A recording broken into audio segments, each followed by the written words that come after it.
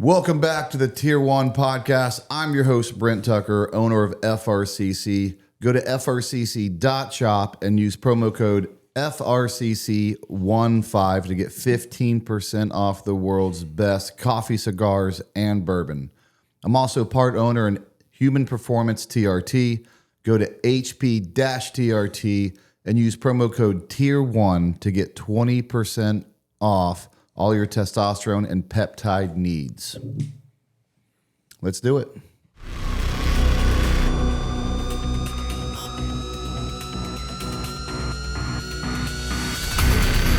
the Special Forces Regiment. Welcome to the Tier1 Podcast.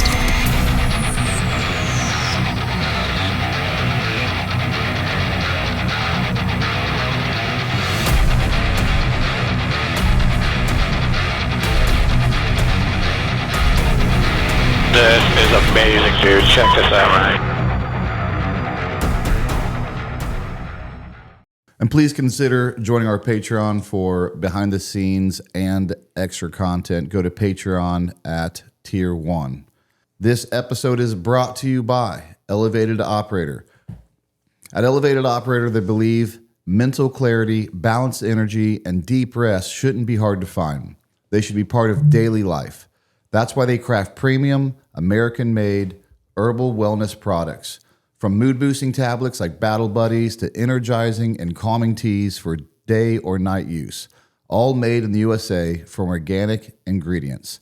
As a veteran-founded brand, they're committed not only to quality and transparency, but to real results. So go check them out at elevatedoperator.com and use code TIER1 to save 15% on your first order. I use their products every night. I use their Ceasefire nighttime tea. It helps get me to sleep, and it keeps the grogginess away that I deal with almost every morning without it. So please go check them out.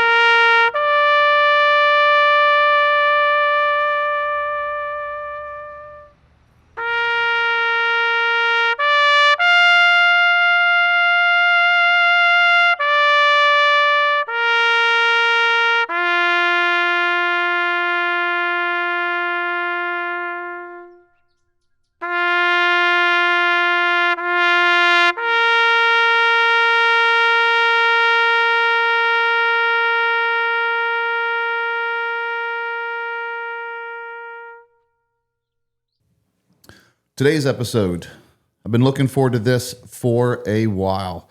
We got Zach Shores with us. Welcome to the show. Appreciate it. Thanks for having me. And his teammate, friend, was with him. We got Clark hanging out as well. And both of them, 4-year Marines, 2 combat tours, and to some degree, not that anyone ever would or should be like, oh, well, just 4-year Marines, is that podcast worthy? Right off the bat, I would already argue and say yes. We've been pretty adamant about it. We special operations, conventional soldiers, support guys. I mean, if you got a story, I mean, right. Everyone should hear those stories. But what does make your story unique for a 4-year Marine with 2 combat tours, both Purple Heart winners, is that both of your combat tours were in Ramadi. Yes. Wild West. I don't know whether do you feel, I know this is, and I get it, but do you feel lucky that both your combat tours went to Ramadi, or do you feel unlucky that both of your combat tours were in Ramadi? Feel both. Yeah, I get that answer. Both. So let's walk it back. Of course, everyone should, by the end of this, they'll know what Ramadi is. And I think for the most part, most people, military or not, have heard of Ramadi. They may not understand completely why they've heard of Ramadi, but everyone in the military and anyone who deployed to Iraq during that time frame, without a doubt, has heard about it. So let's walk back. But when you first got told you were going to Ramadi, it probably meant nothing to you. It didn't. Right? I mean, it was hearts and minds, and create schools, governments, stuff like that. How old were you when on your first deployment? 19. And what year is this? 04? 2004. Yeah, 2004, the first one. And you're 19. 19 years old. I was straight out of SOI. I think I got out of SOI in January, and by what was it? February, March, we were leaving. Okay. What made you join the Marines? My grandfather was a Marine. Mm-hmm. He was a Vietnam Marine, served with 3-9. And I had a stepdad who was a Marine in my life at the time. And I don't know, I was just a little high school kid, skater, didn't know what I was doing myself, and just came along, just knocked on my door. Oh, really? Yeah. I was at home. A recruiter called me. Mom came outside. I think I was actually raking leaves, man. Yeah. And she's like, somebody's on the phone with you and talk to you. And I was like, okay. It was like, Zach, this is so-and-so, Marine Corps recruiting station, blah, blah, can I talk with you? And I said, yeah. I came to the house and it was over with. And then, I got to ask my brother. My brother's a recruiter, and I'll have to find that out. I just kind of assume that they're always like just interacting. If you're at school or you have to come to them. I would see him at school. But, okay. And I didn't know he would come in the dress blues and stuff, but I never talked to him. Yeah, I didn't know we were just doing cold calls. Yeah, that's what it was. It really was. People's homes. I don't know how he got my name or why. But you think that you stepped out of your grandfather, stepped him your number, but hey, just go ahead and call him. It's in his blood. He's going to do it. It's in his blood, yeah. It's a gimme. Just call him. So you sign up. How long was it from basic training to your first deployment?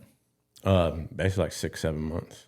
I would almost, you're never fully ready, but I would almost say a perfect timeline. It's quick. But it's quick. Yeah. It's quick. It gives you enough time to essentially, I would say if there is one, almost a minimal acceptable time, because you really don't know what you're doing for a year. Somebody say 2 years, to really know what your job is. That's true. But you got a couple months to get there to the unit, somewhat at least understand the unit, the personalities in there, and I'm sure a couple months later you roll into the pre-deployment training. Went to March Air Force Base. Okay. What the pre-deployment training look like back then? Is gearing up to real quick. We'll work up to it, but what months did the Ramadi the combat Ramadi kick off? Kicked off in April. In April? Combat kicked off in April. So this is probably 03 then that you guys are doing the train up? No, it's still 04. Okay, beginning of 04? Yeah, I didn't go boot camp till 03. Okay. So from July till December, I was in boot camp in SOI. Okay. And just real quick, Clark, did you know Zach at the time? I did not. So Zach and I would have been one boot camp cycle ahead of Zach. Okay. So I was a couple months before him, and kind of the timeline of how the deployment worked out is I was a part of the first boot drop from SOI that went to 2-4, and we dropped to 2-4. It was around the Marine Corps birthday in November. So I was the first boot drop, and then we deployed in February. So we were getting boot drops all the way up until about 2 weeks before we deployed. So not everybody got that so-called workup that we were talking about at March Air Force Base, because we were the first Marine unit to go back into Iraq after the invasion. So at that time we were going back for SASO operations, the stability and support, the hearts and minds was the big thing at the time. And, in retrospect, looking back at that, it, put us in a bad position because we weren't expecting what we got when we went to Ramadi. Like Ramadi wasn't even known at the time. It was just another city in Iraq that we were going to. Yep. I remember the brief we had before we went into Ramadi, and it was quiet city. It's so crazy. I'm sure nothing looking ever back. went on. Blah blah blah blah. A couple IEDs here and there. Is what they briefed us, but other than that. But the thing is no one dismounted in Ramadi at the time. Everybody drove through and did this. Like we got there, we put boots on the ground. Yeah. Especially as a Green Beret, and of course, 20 years later, just to hear you guys talk about, as a Marine Corps infantry unit, about hearts and minds, to be honest, it disappoints me. It doesn't. It doesn't go together. Right. That was the big push at the time. I don't want any. To be honest with you, I don't really want any American infantry. If 82nd, 101st, right. Marine Corps, definitely not the Rangers. It's just not your job. No. So it's just we are basically putting trying to make a square peg go into a round hole. Correct. And with the whole hearts and minds mindset, that obviously took affected us out of our mindset. It affected the ROEs as well, right? Which did not put us in a good position. The ROEs definitely held us back from being able to be those, infantry Marines that you think about and have you heard about throughout history and what they're able to do. So, but when it came time to do that, like everybody was ready to go. There was no question about that. Yeah, it's funny when you say it, and it took us out of our mindset because really, and it's a good thing. I believe that the Green Berets can have that mindset, but they're trained for really for years to have that mindset as a means to an end, and to some degree to almost be, not always, but to be at times manipulative about it, about the hearts and minds to get what we want. And it is something you kind of almost have to train to be, hey, I'm sure that saying, be nice. What is it? Have a plan to kill. My team sergeant's really gonna be upset at me for that. I screwed this up right off the. But I don't be professional, be nice, and be prepared to kill everyone you meet. Exactly. I mean, it is to some degree a mentality that it's in a culture that you have to train for. Yeah. You just don't go from training Marines to smash everything in their way and be like, all right, and I'll be nice to pencils people. and soccer balls. Right. Yeah. And I hope that's something we captured and I'm afraid we didn't, but captured as a military and said, hey, when things went wrong, like what were some friction points that led up to things going wrong? But I'm afraid we didn't. So you guys do you feel the train up was adequate? Personally, no. I mean, like I said, at the time we were the first Marine unit to go back into Iraq with what that mission set was, the stability and hearts and minds stuff. So at the time there really wasn't a lot of mount training at the time. We did go to, there was a training exercise at March Air Force Base that the battalion went to. What was that, 2 weeks long or? Yeah, it was 2 weeks long. And honestly, we focused more on like controlling people, controlling crowds, and IEDs. We knew IEDs were something that they were doing. So we focused, I remember I think like the Canadian Army was there and they did a class with us on IEDs from Afghanistan or something like that. Okay, yeah. And so I remember that a lot. And I just remember doing like satellite patrolling. We push teams off on different roads, but staying on the same route, kind of, covering more area. Yeah. But nothing.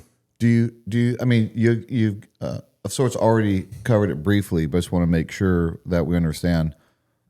What was the intel brief going in about Ramadi? Other than anything more detailed than just that? Quiet place, a couple of IEDs. Was there any? Looking back, were there any indicators where they're like, hey, they said that there were some SIG acts that were starting to become more regular, or just looking back, from what I remember, there were no indicators. I just being like, I remember it was an Army first sergeant or something that was talking to us. I just remember him acting like nothing was going to pop off. We were going to be fine. Right. Well, and I get that. Nothing had. Yeah, exactly. Yeah, and- Prior to and- that, and- so, yeah. yeah. And looking back on what we were briefed, I don't necessarily think anything was missed, because Right. at the time Ramadi was a quiet think city, they and, knew. Right. and when we got there, it was a thriving city. Like it was not a war-torn city. There was Right. people lived their normal lives. There was vehicle traffic, foot traffic. And we had to let them. Yeah, Right. it was Yeah. a thriving city. Like there was businesses working, like the Katana district, which was like the main, like the Katana district would essentially be the downtown area that's got all the shops, and it's like the main area of the Called city. it Like industrial district the second time. And essentially, to be fair to everyone, nothing was missed because there was nothing to miss. It just developed, and we're about to find out here in a little bit. and it how kind we of got builds there. up into the leading to the battle and the historical significance of Yeah. everything that was going on in all of Iraq at the time. So what months, if you remember, what months did you get into Iraq? In 04? February. In February? And we left in October. Okay. Where'd you land at? Where's your first place? You go right to Ramadi Kind in of February? to backtrack that a little bit. Yeah. Kuwait. We convoyed up as a battalion from Kuwait. So From Camp Victory. I'm the pretty whole sure. the whole battalion loaded up And we in. convoyed into Ramadi. That's the marinest thing I've ever heard. Going convoyed out, going too. into Yeah. combat. Yeah, so I'm sure others have done it to some degree because you guys done it. it was But two or three solid days. 2 or 3. I don't remember exactly, but the whole battalion essentially loaded up on 7 tons and high back Humvees, and we at the time we just didn't have the armor for the vehicles, so we would have our vehicles lined with. They were armed with sandbags, and we were sitting on MRE boxes for our seats, and everybody's facing outboard All because kinds of boxes. do you, that- do you two know day why com- that was? Do you know why you flew into? that's just how it was at the time. Like there Okay. was no. I don't think they were ready. I Yeah. don't think anybody was ready. With the mind, prepared. the philosophy of what the mission was at the time with this, SASO operations and Hearts and Minds, it was just they didn't have the threat of the IEDs and what Ramadi ended up turning into in that deployment, because, like I said, Ramadi wasn't Ramadi when we were briefed that we were going there. You said it took you about 2 or 3 days to make that drive. Correct. Did you guys drive all day, sleep at night? What was that schedule like for those 3 days of driving? Oh, man, I driving all day. I and think then we drove most of the time. Like it was just straight driving. Just switch drivers and let's keep I going. think so, yeah. we did stop. There was a stop one night, and Yeah. it was just kind of like a refueling area. There was like another Right. smaller base on the way where we kind of pulled over for the night, and everybody got some sleep and refueled, and got It might all have the been close admin to stuff. Al-Assad Yeah. or something like that. If it was pretty close. If you had to Ramadi. guess, how big is this convoy? A whole it battalion. was huge. It was A whole battalion. I know. That's what I was plus thinking. I mean, probably support. I guess. Yeah, so a battalion of Marines, you have four rifle companies, headquarters and support. Everything's broken down with 4s. Yeah, so you have Fox, Golf, Echo, Weapons Company, H&S Company. So you have five full companies, and then on top of that, you have whatever attachments and resources that are going to come with you on that deployment to Ramadi. I mean, you could easily have 400 or 500 guys on that. I'm sure, gosh, I'm. You got a couple hundred. It was a lot. Yeah, it's got to be a couple hundred vehicle Like they knew we rolled in. convoy. Yeah, and here And you that have would it. stretch miles long. Yeah, I mean, and- what I'd never seen it. a command and control debacle. Yeah. The radio probably may not even reach from the front truck to the back truck, so we're just relaying Yeah. all the way back, But then it was hoping we got PRRs everyone. and everything. Yeah. And at the the time, we're all just a bunch of 18 and 19-year-old 19, yeah, kids. like- We don't know any better. We just Yeah. think that's just how it's supposed to be. And Trust we're the all 22-year-old. yeah, And he's a senior, and he's a wily veteran. yeah. We're all giddy, thinking we're about to, we're just ready to go. The whole convoy up. We're just everybody's facing outboard. But Yeah, I was everybody's a outboard, saw yeah. gunner at the time, so here I am, an 18-year-old saw gunner going to Iraq in this big convoy. I'm like, everybody's just like on the alert the whole convoy, and then we get there. You're in and- Iraq, It's Yeah. still like, Yeah. you're in Yeah, Iraq. I remember those those initial feelings. Yeah. And they're tough because you think this is what war is going to be like, and then basically nothing happens, and most people don't really realize this. But and then nothing happens for a long time. And it's really hard to stay on guard and stay alert every day, because as soon as you become complacent and like, well, never mind, like war isn't that bad. That's when it hits you. It's when it hits you. That's right. So you guys drive right into Ramadi? Right through, yeah. Who was there before you guys?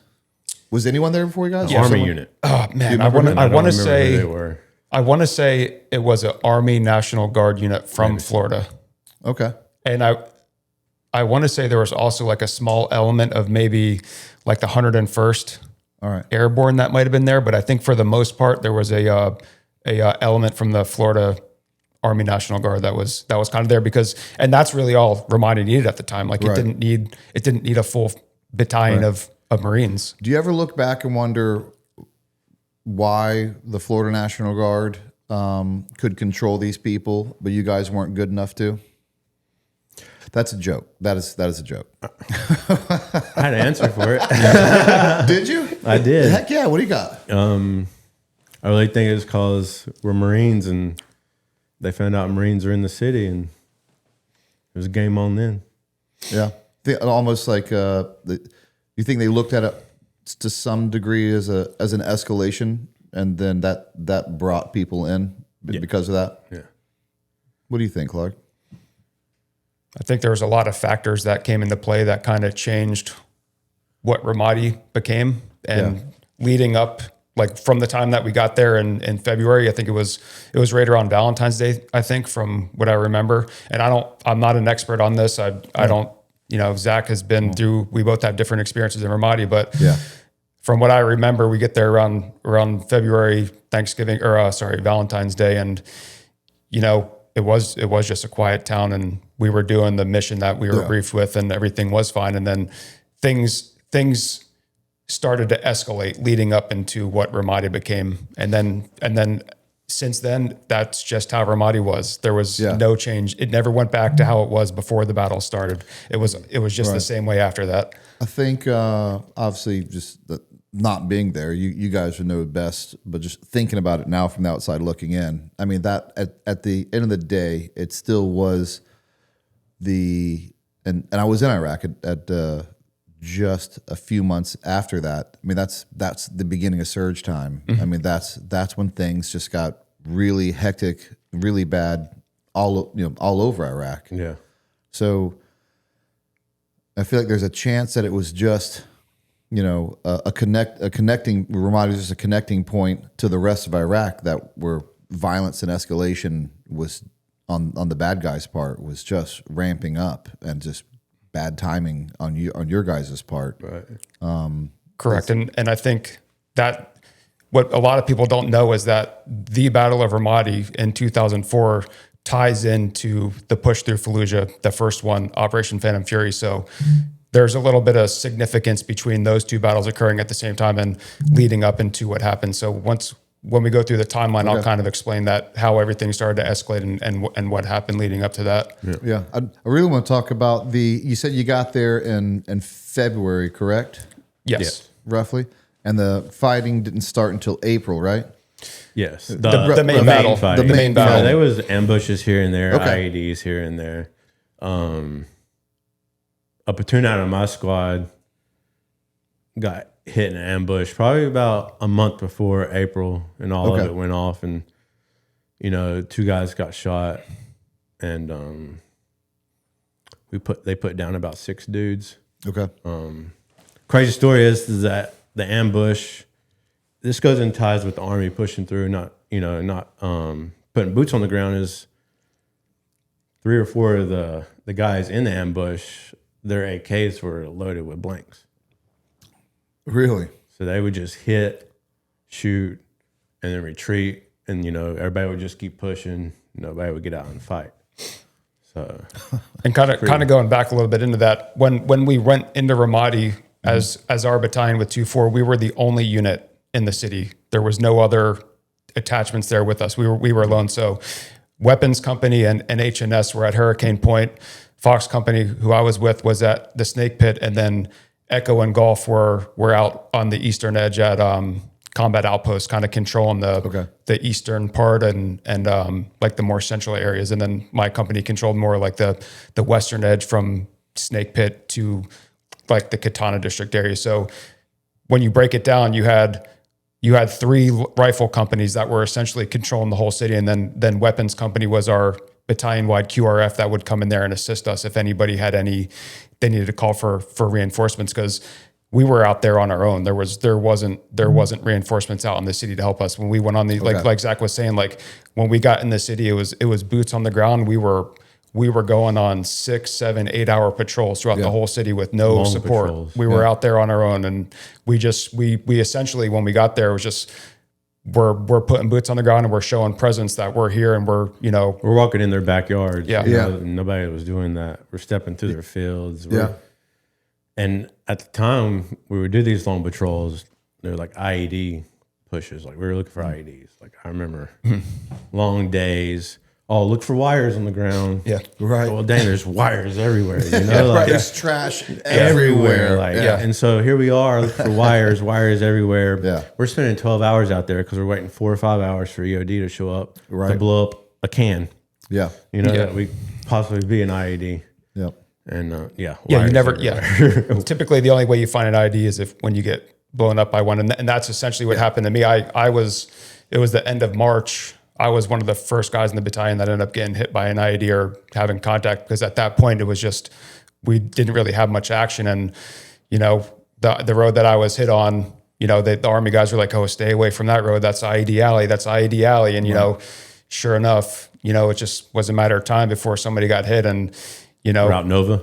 Yep, Route Nova, right along the Euphrates River. It's just obviously nobody saw. Half my squad had already passed the ID before I approached it, and they detonated on me. And by the luck of God, and I always ask myself every day, like how I was able to make it through that experience, knowing that I had many of my other brothers that were there in Ramadi that weren't as lucky as me, knowing that I was essentially standing on top of this thing. And then it looked like after we did like some sort of post-blast analysis of it, they dug the IED a little too deep, which caused it to not, overly tamped send it. as much shrapnel through the air. Because kind of how the road was on Nova, it was kind of up on a berm a little bit, and they dug the IED through. They would try to dig it in They would dig it into the side of the road. So essentially, I mean, by the luck of God, they just buried it too deep, and that kind of experience has kind of, changed and altered my life a little bit, and how I've, got really lucky that day, knowing that so many of my other brothers that were there in Ramadi with me didn't get as lucky as I did, knowing that, I was essentially standing on top of that thing, and I was able to, walk out of it and stay in that deployment with everybody. I'd heard that a few times in my military career, and even the first time I heard it really irritated me that don't go down there. That's where the IEDs are at. Stay away from there. That's where the bad guys are at. I'm like, that's why we're here. That's why we're here. Yeah. And that's why that's a bad place. It's not going to get better if you ignore it. Now, don't get me wrong.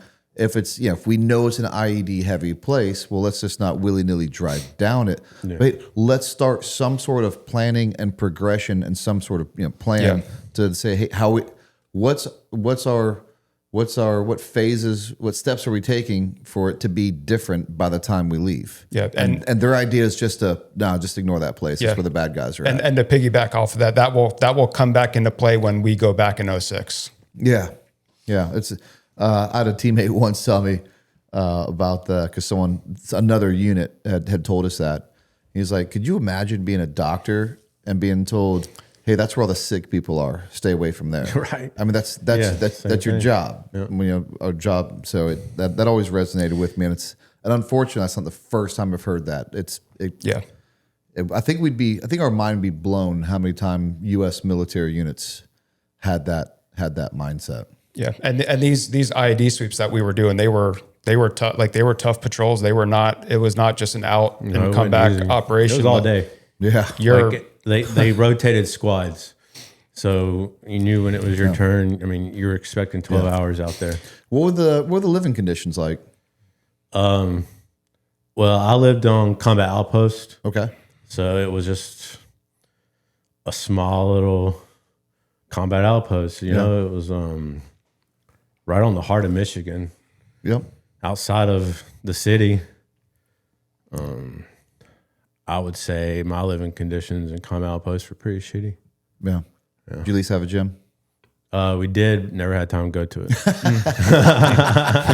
Some guys did. That's right. I don't know Yeah, how right. they did. They Yeah. just more Yeah. jacked than Oh, me, that's- I guess. But Yeah. when I was That's back, I funny. was just chilling. Yeah, You know? I hear you. Where were you at? We were at the Snake Pit, so we were. Okay, it was Snake on the western edge of the city. We were right next to Hurricane Point, where our weapons and H&S was. So we were there. We were at the Snake Pit just as our one company element, and Outpost had Echo and Golf there. So Snake Pit was I don't remember exactly what it was. I think it might have been an old police station or old army. Yeah, I don't remember barracks. what combat outpost was either. But they had a handful of buildings there that, each platoon pretty much got, and everybody in the platoon they just had bunk beds in there, and everybody just racked up together. And we had a really small chow hall and a really small gym that, for the most part, we made it home for the next couple of months, and that's where we pretty much ran all of our operations out of. Combat outpost had all 10. Our chow hall and our gym was pretty much in the middle. Mm-hmm. I'm pretty sure it had like a tin roof. Like I think big enough for an LZ and to hold 2 companies. Yeah. And porta shitters. Yeah. Lots of porta shitters. They would overflow, and It would get to the point where nobody wanted to help us. Yeah, and that ended up becoming a thing. Is that the insurgency, especially in the middle of everything. Yeah, like shit rolling over. Nobody's wanting to come out. We ended up burning it. And from February to March to April, and like I said, you guys definitely got hit in March. Did it end up being this slow escalation to where at some point you're like, all right, this whole city's out of control, like just like a slow but steady? Or is there a particular incident or did it go fast? Like how did that progress? I'd say it was slow. I had a squad getting an ambush about a couple weeks before my ambush, and then here and there, and then post started getting hit. We had post, so post started getting hit here and there, sniper fire, stuff like that. So it escalated slowly, but it also hit us with a bang. Yeah, woke up and it was on. All right. And it doesn't seem like before anything you're talking about where they were actually hitting you guys where you stay. So that seemed like, or that was a big thing. Yeah, right. It was mostly that's a game changer there to get hit, to get sporadic small arms fire on a patrol. But when they're audacious enough to hit you where you sleep. Oh yeah, the city was alive around us. Yeah, everything's changed at this point. And it was there was houses up against our wall. Yeah, so we're in the combat outpost. Yeah, and right over the wall, people were living. That's crazy. And there's a school across the street. Yeah. Then there's a ICDC. I don't know if you remember ICDC or who they were. They were like the Iraqi Civil Defense Corps or something like that, which ended up they ended up getting smoked too. Mm-hmm. They had a base 2 blocks down from us. Yeah. And we'd have to patrol by these guys all the time. And they got RPKs and everything pointed out. I didn't know what side they were going to be on what day. Exactly. Yeah. So it was but I hated walking by the ICDC. They were sketched. Was any base seemed to be more targeted than the other? So was a Snake Pit getting hit just like the combat outpost was, or did it start at one spot and kind of slowly sweep across? I think it seemed like our base got hit by, it was not uncommon for mortars to get dropped in our outpost all the time. Yeah. And I think kind of just kind of like if you looked at the map of Ramadi and how the outposts were located, and us being so close to Hurricane Point, and then outposts being more on the eastern edge by themselves, I think the eastern guys, Golf and Echo, got attacked a lot more just based off of them, maybe the insurgency knowing hey, we got these other units that are way on the western edge of the town. They would have to come all the way through Michigan to get over here. So they were definitely more susceptible to be attacked. Yeah, we had fields around us. Where they were in the city, they had more obstacles probably. Yeah. To get, it'd be harder to hit them. Where us, we were in the farmland. It was Eastern very Point, they'd roll up. Started learning that they'd roll up in trucks and shoot the mortars, but we got hit every day with more and rockets. I mean, they tried rockets too. At what point?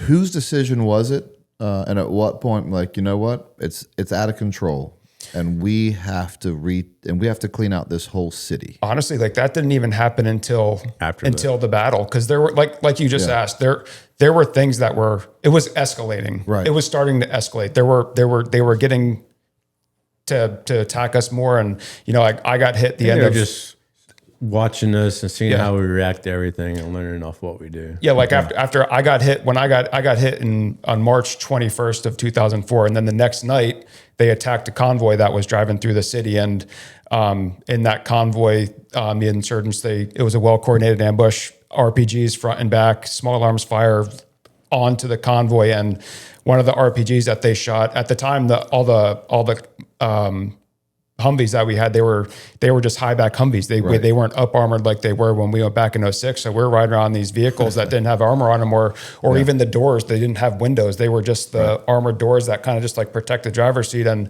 during that ambush, they shot an RPG, and it went through the driver's side of the passenger side of the Humvee. Grazed the first Marine's face. He got burns all across his face, and the RPG hit the driver in the head.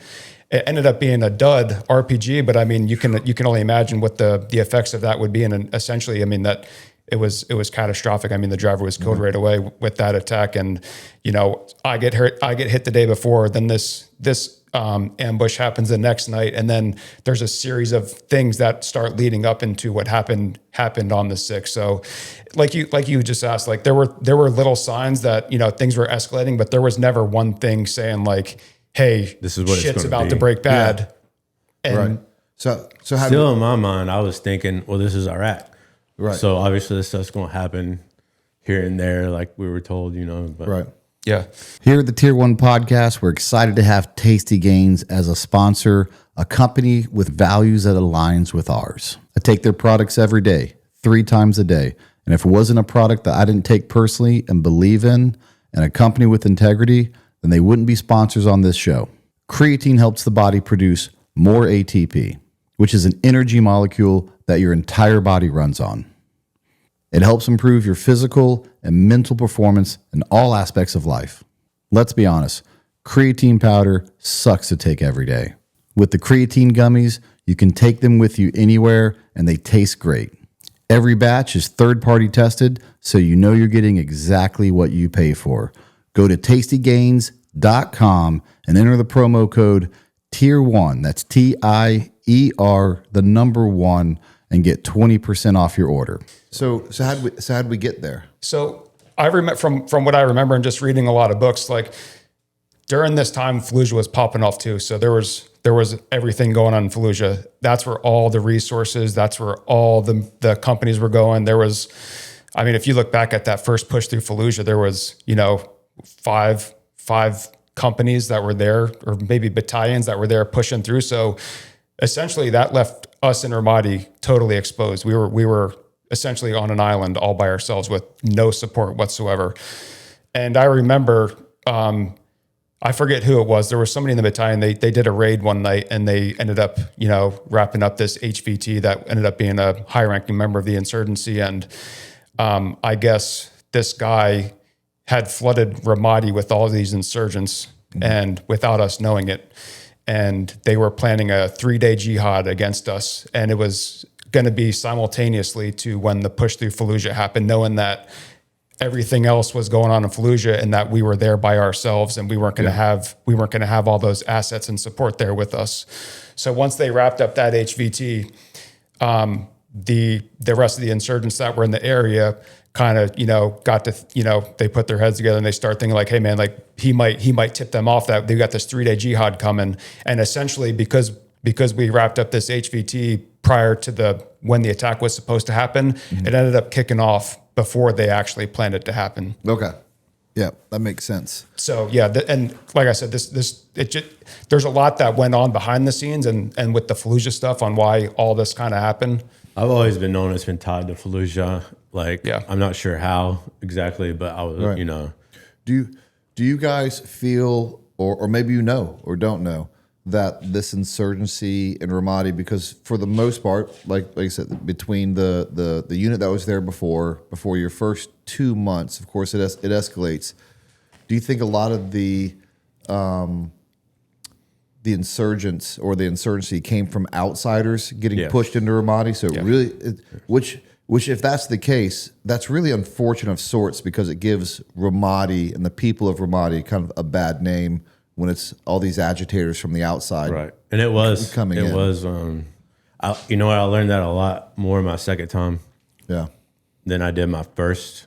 But halfway through our first time, you know, we got better interpreters and stuff like that, and you know, we used them to figure out dialects of different people. Yeah, right. That way, you know, we go in a house, you know, obviously if there's 10 women, there's going to be 10 males. Sometimes you go in a house, you know, be more males.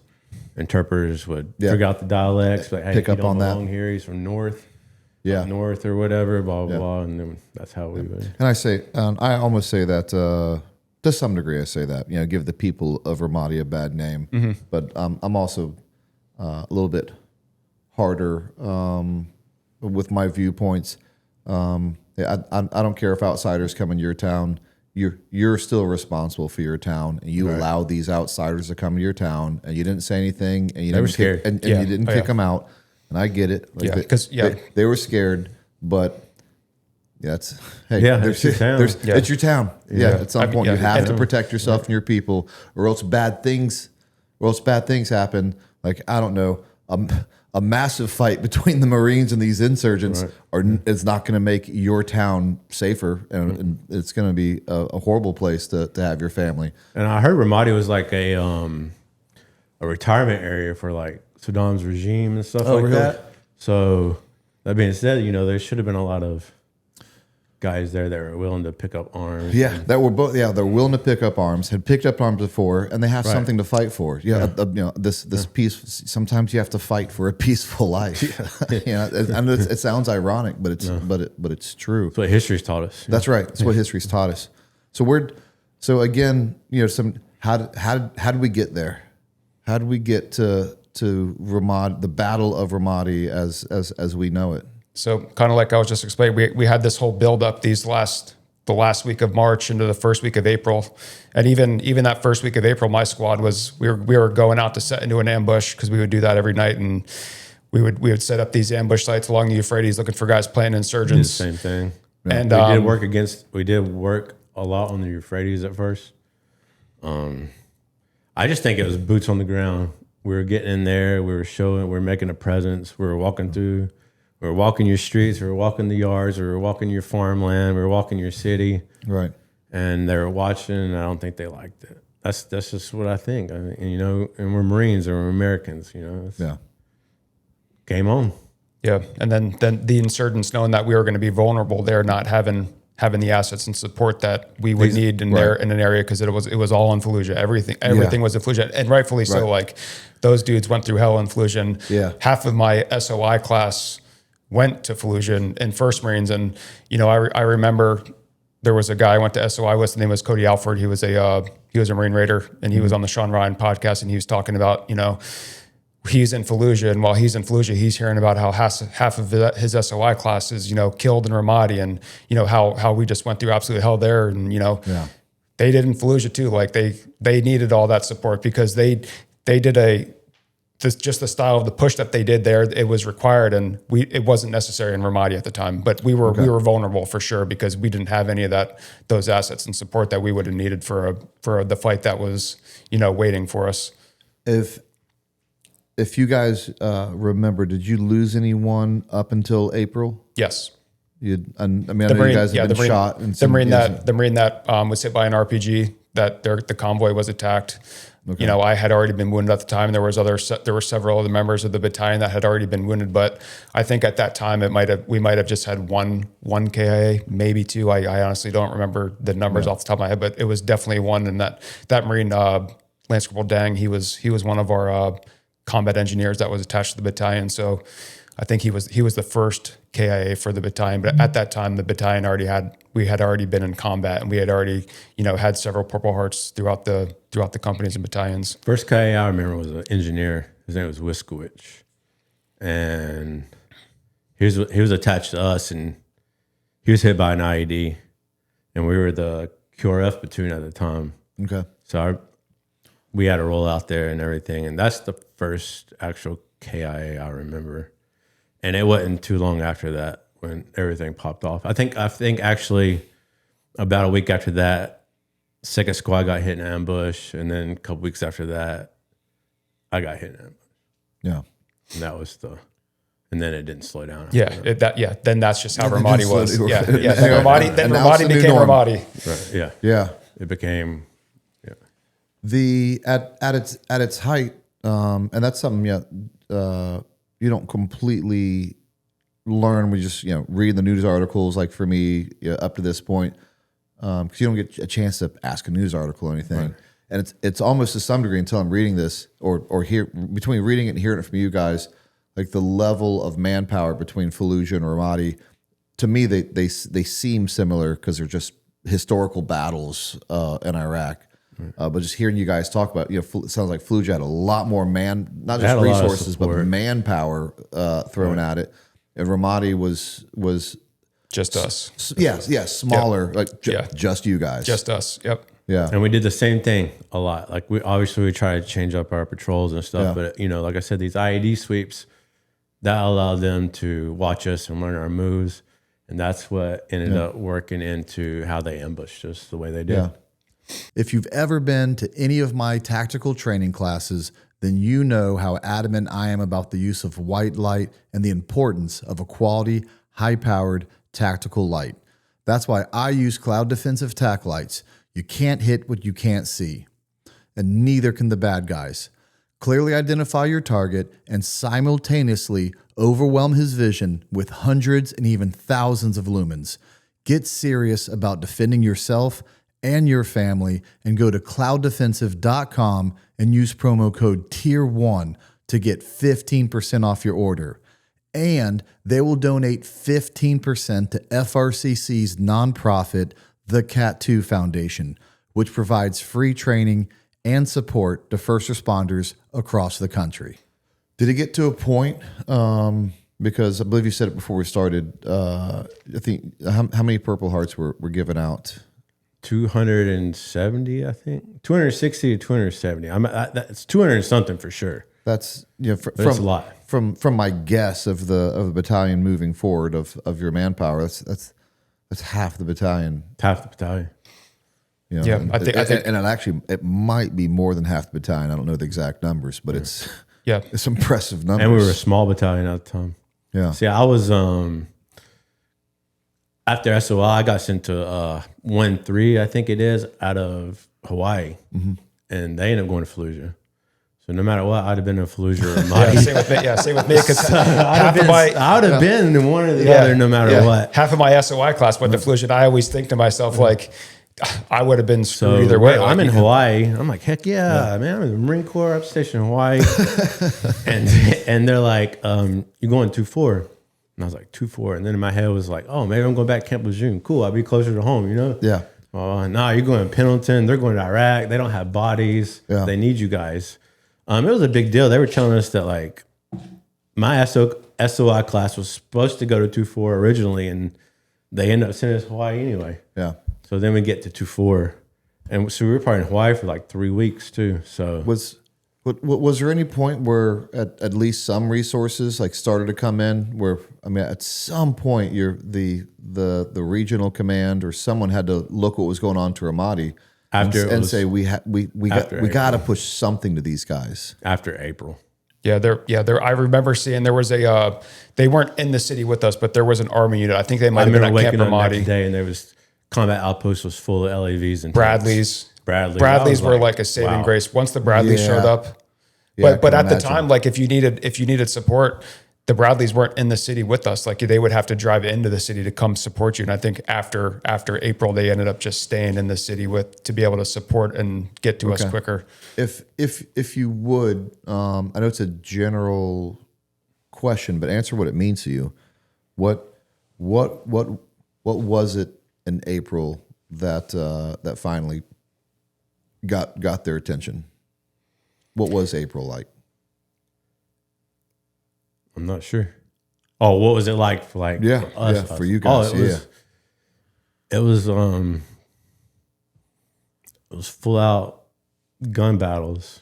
Lost a lot toe to toe gun battles. Right. That was like the first time that they actually stayed and fighted you before. You like would I get said, ambushed. like You the would get first ambushed. ambush. Yeah, They hit a lot of you. hit and runs.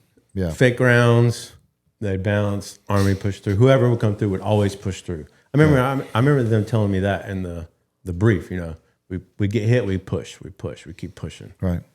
So I mean, those are our and everyone's. Those are 7-8 tactics. And reactor contact. April 6, 2004, that's when everything kicked off. My squad was actually on an IED patrol that day. We're doing the patrol. We go Michigan, up Gypsum, Nova. Then somehow we get turned around because I thought initially we had went towards Goff's AO and shot up towards Nova, but I don't think that was right after talking to other people, So somehow we get turned around. We start patrolling back down Gypsum. But my squad leader at the time was like, hey, he's like, I don't want to get on the road. He's like, we're going to do this satellite patrolling. I was like, all right. I wasn't like, all right, but all the team leaders were like, all right, I was a boot. All the team leaders were like, all right. And so we're satellite patrolling. We're staying off the road.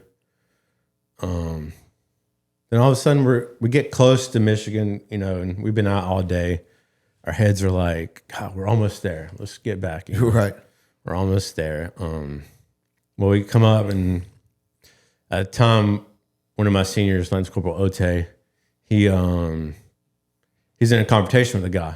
The guy's trying to make us walk a certain way, and they've got concertina wire ran through these houses, just blocking us where we can't get by. Right. And the guy's like, you need to go this way. You need to go this way. Ote's like, nah, we move the concertina wire. We keep pushing the way we push. We cross Michigan. A big, there's big arches right there at the time, and everybody knows the arches. So we're going past the arches, and we get on the other side where there's a big graveyard and stuff like that, and the railroad and all that's right there. And I'm walking, and we're all walking in patrol, stagger column or whatever, and all of a sudden rounds just start popping up by my feet. Yep. But it's like 10 or 15 feet away, and I'm not even thinking about it. The wind's blowing pretty hard too. So like I'm watching this dust pop up. I'm just looking at it like, what is that? And I'm looking around, and then I see it pop up over here. And then it seems like it all clicked all at once for all of us. Like we're being shot at. Like rounds started whizzing by our head. Like, okay, we're being shot at. We do what Marines do. We take cover. We get, we locate, we close with, we took the houses. We go in. On this particular day, I became a saw gunner. The day before this all went down, I became a saw gunner. Okay. Because actually, the ambush I was talking about earlier, our radio operator got hit. Okay. So our saw gunner became a radio operator. Okay. Next guy in line for the saw was me, so I took the saw. We hit a berm, lay down fire, push teams, suppressive fire and all that. Take the two houses. Nobody's there though. I mean, we fragged the courtyard, we fragged the roofs. Like there wasn't a door, we wasn't going in, we weren't throwing frags at the time. And nobody was there. Come down. QRF comes out to us. And so we all like gather up. I remember gathering up by the canal and stuff. And I don't have a radio or nothing, I'm still a boot. So I don't know what's going on, but evidently 2nd Platoon had already been taking hit at the same time. Mm-hmm. So when QRF got to us, we were going to push up the 2nd Platoon. So we all get in the Humvee to push up. We're getting 3 Humvees, or 2 Humvees and a 7-ton. My platoon sergeant and half of my squad getting the first Humvee, and the other half of the squad, including me, getting the second Humvee. and we start pushing up Route Gypsum, and the 7-ton behind me ends up taking fire. Yeah. So SOP, you know, like everybody needs to stop, blah blah blah, and take a fire or whatever. So I'm beating on the top of the Humvee, you know, because I was a saw gunner. There's no turret. Right. Okay, I've got my saw, my bipods on top of the, you know, the truck, the hood, the roof of the Humvee, or the roof. Okay. and I'm beating on the top. Stop. Well, we slow down a little bit. That first Humvee initially goes up into the marketplace of Gypsum and where Nova, the intersections meet. Okay. And I come around, we come around, and it was just hell. Like, it wasn't easy. There was nothing easing into it. Come around, boom, just fire everywhere. First thing I see is like 6 dudes on this rooftop. Mm-hmm. And they're just hanging over the side just like this. And they're just like, just letting it out. Letting it out. And, you know, for a second, you know, my eyes had to watch. But then I realized, my mind realized what was going on. There's no hesitation after that. You know, I put down the saw. I remember shooting. I had 2 guys beside me. I ended up opening up on the saw on 4 guys. Ended up clipping the wall, working my way up. Mm-hmm. Hit the first 2 guys. Hit the first guy. The first guy I saw, he was the one that was initially, I saw him shooting it first. So I hit him first. Then I hit the second guy. And I just kept working my way down the rooftop. Right. Till I got to a car that was on top of the roof. You know, a car frame on top of the roof.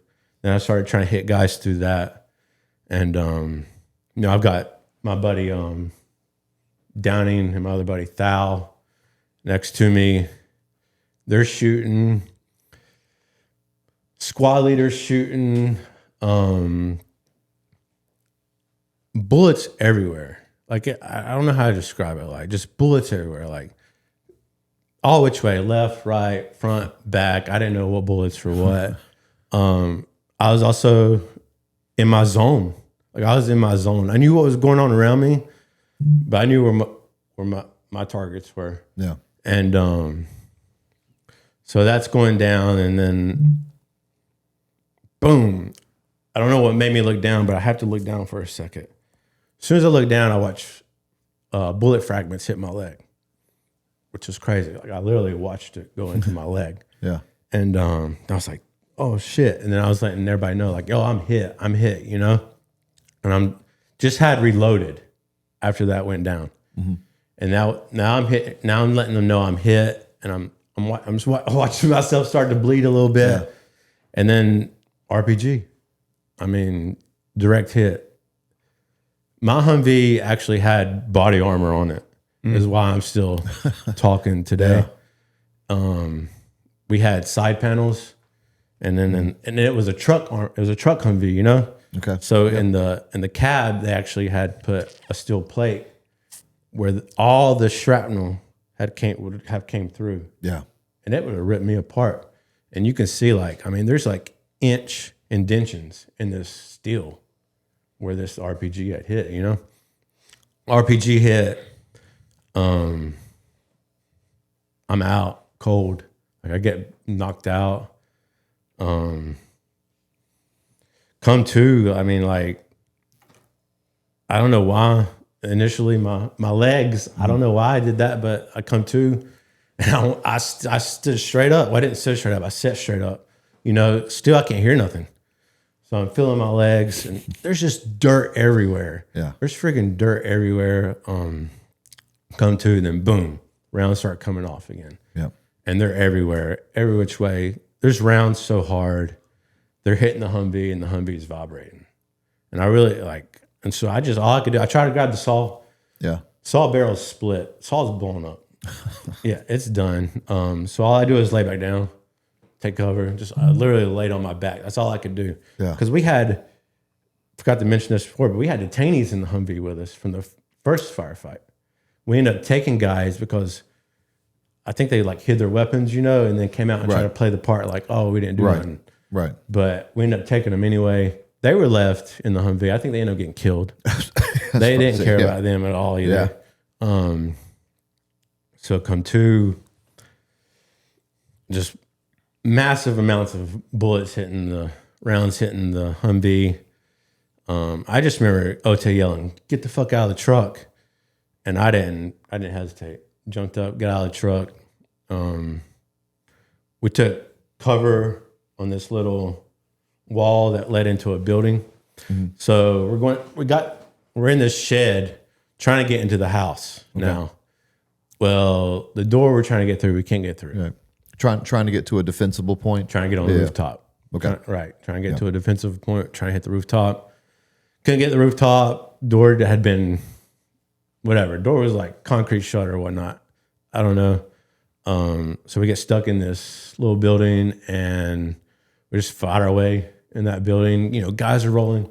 Guys are looking for us. Right. You know, they're looking for us. As they're looking for us, they're getting popped. You know, I mean, there's guys with AKs strapped on their back and AKs in their hands, you know, and they're just going by the windows and doors. And as they're rolling by, we're just popping them. My boy Ote, like, literally reloaded and unloaded a magazine in one dude. It was Yeah, that's a serious stand. I just want yeah. the movies and some storytellers that supersize their combat experience. Right. I hate it because it makes it sound like, he's making Black Hawk Down. Well, Black Hawk Down happened once in the 90s. Right. And that's not everyday combat. Yes, you know, this- and another guy that just another storyteller, you know, that's a lie. You know, well, I've kind of heard these stories before. People don't realize how rare these stories like really are during the GWAT. They just are. I don't even know if I can think of a time like when you're talking about every single one around us we're firing at something. Even that alone is so unusual for everyone to have a target. Right. No. And these targets are sometimes are almost like ghosts. They pop up so quick, you know, and they leave, and you either had a chance to shoot at them, maybe you hit them, maybe you didn't. That's why you always have to be ready. Everything happens so fast. And when you were talking about actually seeing, you know, that one guy like shooting from the rooftop, I get it because I remember, you know, early in my career, you don't see guys a lot. I remember what they can wear. And so when you first see one, you're like, there it is. I've been looking for you. I'm finally going to get a chance to do something about this. Almost this surreal moment of you don't get a chance to truly meet the enemy a lot. No, you don't. And they were ghosts, especially in 06. They were ghosts. Yeah. No, it was toe to toe. You know, intel reports came in later on, blah, blah, blah, like, and all that. And when the book was written, I had a chance to talk to Greg about it. And from what I was told, there was over 100-man force in that intersection. And there was 13 of us. That's so massive. Yeah, and that in Iraq to compile 100-man enemy force in one intersection. And just going back into how we were talking about that HVT being captured, and they had this 3-day jihad planned and coordinated against us, and they kind of kicked it off early. And on the 6th, there was well coordinated ambushes throughout the whole city. Like this wasn't one isolated incident. Yeah, right. And they had these ambush sites set up in positions, knowing that QRFs were going to go down these routes to go assist other Marines that were in contact with the enemy already. So this wasn't just like a single isolated incident. It was scattered throughout the whole city, where there were multiple Marine squads that were pinned down and isolated from resources and getting other QRFs there. So and just to double down on this, you believe this is a well coordinated attack based off of multiple probes earlier to see what your reaction was, what your TTPs was. Absolutely. So just kind of how this kind of, from reading multiple books and putting this together, there was a scout sniper element that was set into an observation site on the Euphrates. There was a 4-man element, and they ended up becoming compromised, and About they almost saw, like yeah. 14, 15 guys were pushing up on their position. Yeah, so you have this 4-man sniper element that's on the Euphrates River, completely isolated from the rest of the company or battalions. Yep. They see a squad level, maybe even plus coming towards them. So they get on the radio, they start calling for backup, like, hey, we've been compromised, we need backup. We have this squad size plus element with, machine guns coming towards us. And that is what kind of drew everybody into those locations. The insurgencies set up ambush sites knowing that there were going to be other units that were going to go that way. So, and those snipers, like they held their own until backup came. And even just from reading books, those guys thought they were going to get overrun to the point to where they started removing the bolts from their sniper rifles, because they thought for them, like, hey, we're not making it out of here. So and we're not going to give them our weapons to be used against our brothers. That was us too. When we got in the building and things started calming down a little bit and everything started getting quiet a little bit. I mean, my team leader, Corporal Noel, said, like, hey, if you pray right now, it's time to pray, because I don't know if we're getting out of here. Yeah. And I'm talking about a building with 6 or 7 Marines in it the size of this carpet. That's crazy. And so Zach's squad would have been one of the ones that was pushing going on the QRF, pushing up to rescue those snipers. And at the time, that sniper element already had a squad size element of Marines that was already working on IED down on Nova that had already made contact with them. And they were already in their own shitstorm firefight up there, where we had already had lost Marines on that site too. Multiple, one of my closest friends that I was in SOI with, Marcus Cherry, was a part of that ambush. And Cherry happened.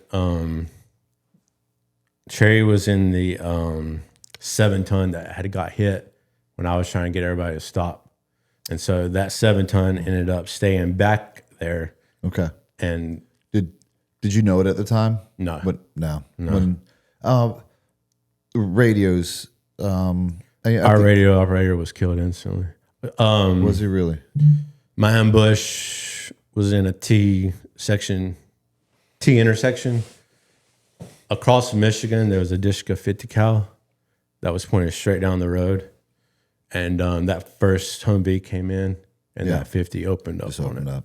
And that was I think that was just a high back Humvee with no armor on it. No armor. And that's when, that was my point of making, like, when I came to and there was rounds hitting my Humvee and the Humvee was vibrating, like, that was different for me. Like, I could feel it in my body. I think everybody in that Humvee except one Marine was killed. That was Ote. He ran by. And he ran by my Humvee after RPG and everything went off, and he was, get the fuck out of the truck. Yeah, there was. I think there's a pretty famous picture from that battle where there was a Marine sitting in the driver's seat of that Humvee with the windshield completely shattered, and it's completely full of blood and whatnot. So, and he ended up getting killed a couple weeks later in that same intersection. Really? But that initial battle site with the Dishka mounted, like, it was strategically placed there, knowing that the QRF had to go in that direction to get to rescue the sniper. So, like, that's why it was a well coordinated ambush site, knowing that they were going to get the snipers in that position, knowing that the QRF had to push up this intersection, and it's just, that's where all the concertina wire came into play and trying to push us back a certain way and all this. Right. I really think they were trying to push us into a different ambush. They were trying to channelize you somewhere. Yeah, it was pretty bad. And, like I said, everybody in that Humvee was killed except his team leader, Ote. And, one of those Marines in that Humvee, his name was Chris Cobb. He was my childhood friend that I grew up with. And we went to boot camp together. We went to SOI together. And then we go to the fleet together. And then we get, he gets put in Echo Company. I get put in Fox. And, it just sucks. I lose a childhood friend. And, he's buried by my house to this day. And there's not a day goes by where I don't, like, visit his grave, even if I'm just, like, driving in the area. I'm not even, if I'm just going home and I'm passing his grave, like, I'll stop by for 30 seconds just to say hi. Like, I don't need to stay there all day. Like, I just feel like it's my duty to, like, make sure that those guys get remembered for what they went through and what they did, because nobody's ever heard this, for whatever reason. Nobody has ever heard this story before, and I don't. I think a lot of guys that we served with don't know why that the Battle of Ramadi never got I've always thought it was an inside job. Yeah. I mean, crazy to think, but it was always been hush hush. Like, wow. I don't know what it is about Ramadi. It's unique. Again, like, everyone knows about it but no one really Knows the history of it, about yeah. it. You got to Like, why- know about it. You got to be Right. there and know about it. Yeah, I don't. I'll go ahead and, in fact, tell the story. Usually, like, people give us guests, or a guest was on another podcast, or write a book, or there's a bunch of different ways that I meet guests for this podcast. But we happen to just run into each other at an event, and just small talk. One thing led to another. Found out you guys served, that you're Marines, and then as soon as you guys said that, I don't even know how we got on the subject, but we talked about Ramadi, and I don't know if you guys knew it or not, but as soon as you talked about it, I was like, I got to have these guys on the podcast, because the same thing. I know about Ramadi. Everyone knows about Ramadi, but I don't know about Ramadi. Right.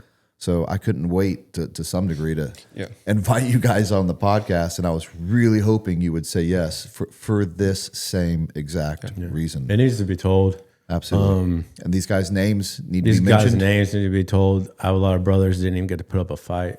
Yeah. So Yeah. And like even to this day, like I said, I go to Chris's grave for 30 seconds just to stop by, and Koff was awesome. He was in my squad. Yeah. My childhood friend was in the squad. Lanky, goofy, tall. Yeah. He liked hip hop. Yeah. Awesome dude. Yeah. Just like Awesome dude. the fact that, when people do think of Ramadi, they know 2006 Ramadi. It's been, I'm not going to say it's overshadowed 2004, but when people think of Ramadi, they associate it with 2006, but And that was Ramadi, two different Ramadi was things. Yeah. Two different wars. I'm gonna get there in a second, because I do want to talk about 2006 Ramadi. Just out of curiosity, when we started talking about resources, getting pushed to you guys, and after April, finally be like, hey, maybe we should come out here and see what's going on. Did you guys have any special operation support by chance prior to this? Was there an SF team or a SEAL team in Ramadi before? There was an SF team. I don't know if they were there before. Yeah. But I know for a fact they were there after. Okay. Because pretty much each platoon got to do something with the ODA team. Yeah. Okay. I don't know. And then even with us, we ended up, giving that ODA completely attached to them for at least a month. Like we sent 3, or it was like, I forget the number of guys. Marines that got actually attached to ODA. That's awesome. And they left. Yeah, they just us. went with them, and then they came back. They're like, "What was it like? What'd you Oh guys yeah, I was do?" looking at the pictures when they came back. But we were still in Ramadi too, so it's like we were still doing our stuff. But as 18, like I was 18 at the time. I got a Purple Heart when I was 18. Like I was 18 for almost this whole deployment. It's like you kind of you fantasize about the special operations groups and kind of what they're doing over there. But we had our share of stuff going on too. Yeah, I was about to say, there's really no reason to want to go somewhere else right now, because if as someone who went a special, one of the reasons you want to go is because you want a higher chance. You want to meet the enemy, and special operations does give you a chance to meet the enemy. Right. But I met them. But you guys had that, and you guys had that every day, whether you wanted to or not. Yeah. Because even after that, it wasn't just that one day. It was a 3-day battle, and that is that's kind of when I thinking about my experiences in Ramadi. 2004. It was, by definition, it was a battle. It was 3 days of fighting and dealing with the insurgency, and even after those 3 days, it didn't really change how we were operating. Like we still had a mission, and we were still boots on the ground every day. Like it didn't, even though we suffered all those casualties during that 3-day battle. Changed, but we still kept the fight up, and we still went out there every day, knowing that as Marine infantrymen, that's just kind of what we do. Like even though we lost all these guys, I think at the end of those 3 days, I think we have 12 KIA, 12 Marines killed, and then it was I can't even killed. I can't even 6 imagine from my squad. Yeah. So it wasn't, that's why when I think about those two experiences, like that was a battle. Yeah. That was a battle. If you want the definition of a battle, that is it. Those 3 days of all out fighting was a 3-day jihad, and it was, and then, things definitely started to heat up. And then, you have Oliver North show up at your combat outpost with Fox News, and General Mattis is showing up at your outpost, and you're I shook General Mattis's hands on a rooftop in Ramadi. and still we're just 18, 19-year-old kids. We don't know any different. We think this is just how it is. But when Oliver North shows up at your outpost with the Fox News crew, it's probably not a good thing, because then word gets back home, and families are absolutely panicking about home, about what's going on, because we're like I just said, I've said it over and over again. We were kids. Our parents are worried about us. We had just graduated high school, months before. Is there a part of you that gets that at the time is almost upset about it, because we're not the military in general? We move fast. We have the ability to move fast, but if we're not, but to be reactionary and for the conventional forces to move a large amount of resources, that it just takes time. Right. It just does. Nothing really happens that fast. Of course, when you guys are in this 3-day battle, nothing's happening fast enough on our side. Do you feel like America, your own military, just being honest, finally poured in all these resources to you when it was too late? And thanks for that. Where were you? Where were you 2 days ago? I still think it took months for those resources to get there, actually. But I will say, like, that Army unit that was at Camp Ramadi with the Bradleys, like, those dudes did not hesitate to come out there and help us in those 3 days. Like, they even suffered their own casualties trying to. That's who got us. Army Bradley ran through, and that's initially how we were able to leave the building, because that showed a big presence, and after that, it was a ghost town. Yeah, and that intersection, like, quiet. I wish I remembered. I literally walked out back into that street and walked around and got into a 7-ton, like nothing had even happened. Like injured, and I wish I knew the name of that unit. I don't at the time, because they weren't, like I said, they weren't in the city with us. They were outside, and they would come in and help us. Yeah. I just know I woke up one morning and there was Bradleys everywhere. But those dudes, I'm so glad they came. I know where they came from. I don't know where they came from. Man, I'm telling you, just I get a little bit emotional just hearing that story, because the dichotomy of that story of you, like, that's I'm put words in your mouth. That's your worst day. Yeah. It'd be hard to if you got one of the top sat, I feel even more bad. I don't even want you to tell me that story if you got another one. I think for a lot of people that was their worst days, and it wasn't just Zach and his squad. Like Golf Company was more in the central area. They were in heavy combat too, and Golf Company they lost a handful of Marines that day too, and they have everybody's kind of got a different story of that day, because there was just so much going on at different locations throughout the whole city. And I'm sure you have more bad days, but someone's worst day, and then who shows up on your worst day? Fellow Americans in an Auburn unit, to get you out. What's better than that? No, it was awesome. I love it. It was awesome. I hate it and I love it at the same time. I love seeing him in 06. I mean, we get hit in 06. We didn't mess around with them. We'd send the Bradleys on them. We'd level the whole house. Yeah. So the again, man, just I want people to I don't want to be a number that's heard and forgotten real quick. What ended up being the casualty numbers for your deployment? If you guys I think it was remember 35. roughly. I think it was 35 KIA and 34 KIA, 270 wounded. Like, numbers. And we'll go with that. And 34, 35, and which is, and I just want to put these numbers in perspective.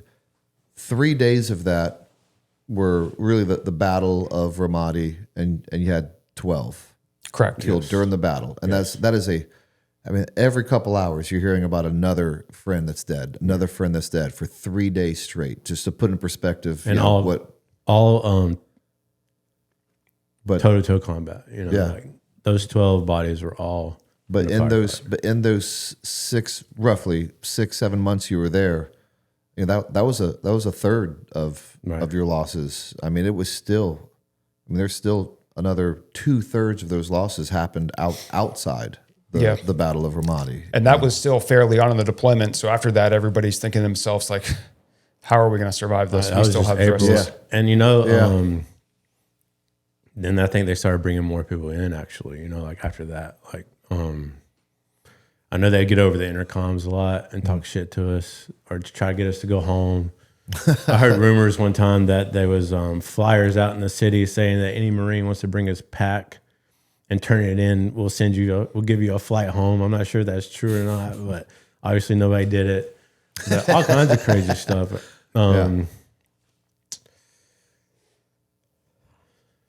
It's nuts. It was nuts. Yeah. I never expected it. I didn't join the Marine Corps to say, hey, I want to go and get in this kind of firefight and go through all this stuff. Like, no, that wasn't my initial thought, The we'll jump forward because I want to cover it. But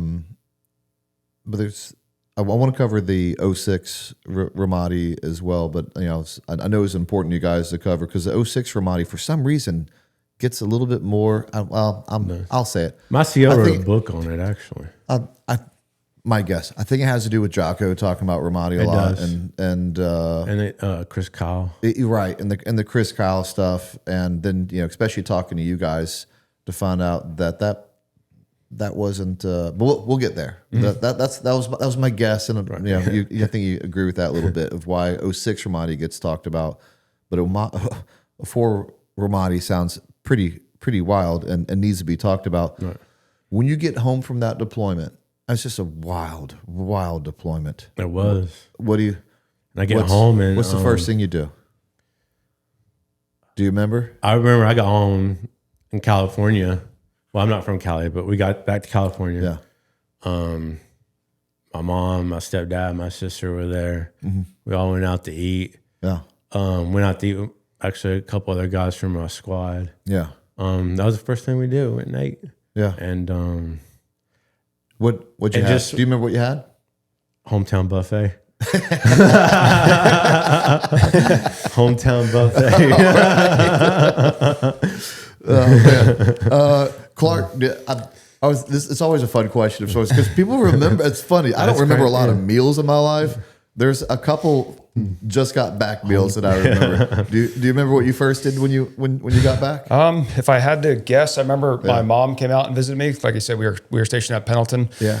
That deployment was pretty chaotic, and it seemed like everybody that I was really close with in my platoon and even the battalion, like losing a lot of close friends. Yeah. Like 2 of my closest friends in my platoon, one was killed, and then the other one was wounded pretty bad. So it's like I come back to I come back to base, and I don't have my buddies there with me. So it was kind of an emotional experience for a lot of people. But also at the same time, everybody just thought that's just how it was. That was okay. People didn't think that what we went through was historic. We just thought that's just how it was. Right. So I remember they had a big party there, and one of my vivid memories of that experience and being back there was they had kegs set up there and watching my mother doing keg stands. I remember Hooters was there too. Yeah, my mother was doing keg stands. Yeah. Oh man. Well, because I want people to hear about these things of sorts, and when you have a deployment that tough, either through my experience and talking to guys or how they experience that, there's a couple different ways guys deal with that, but to me, I usually see it in 2 different ways. Guys come back from that and they just have a new, almost like zeal for life because they're just happy to be alive, and they're going to go out and party hard and just and not necessarily in a healthy way. Not like, hey, I'm just happy go lucky to be alive. I mean, they're going to send it.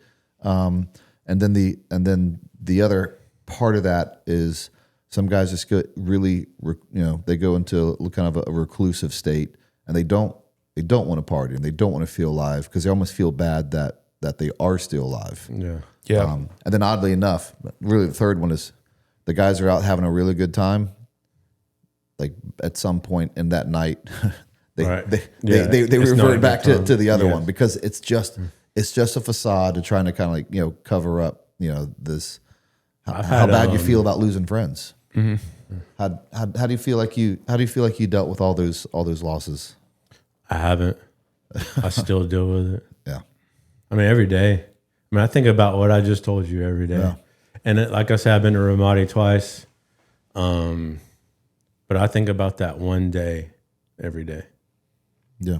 Every day. And I don't dream about it. I've had crazy dreams. Yeah. Like, war dreams and stuff. Like, actually, I've had, one was pretty crazy. I was driving down the 5 in California, and I got off an exit in Orange County, and I took a right, and I was back in Ramadi. Well, crazy. I don't really dream about it or anything. Yeah. I just, It's 20 years ago. Every day. I live every day. Every day. And then what sucks about that is every day you replay what ifs. Yeah. What if this would have happened? What if, but that's combat. Yeah. Clark, how'd you deal with it?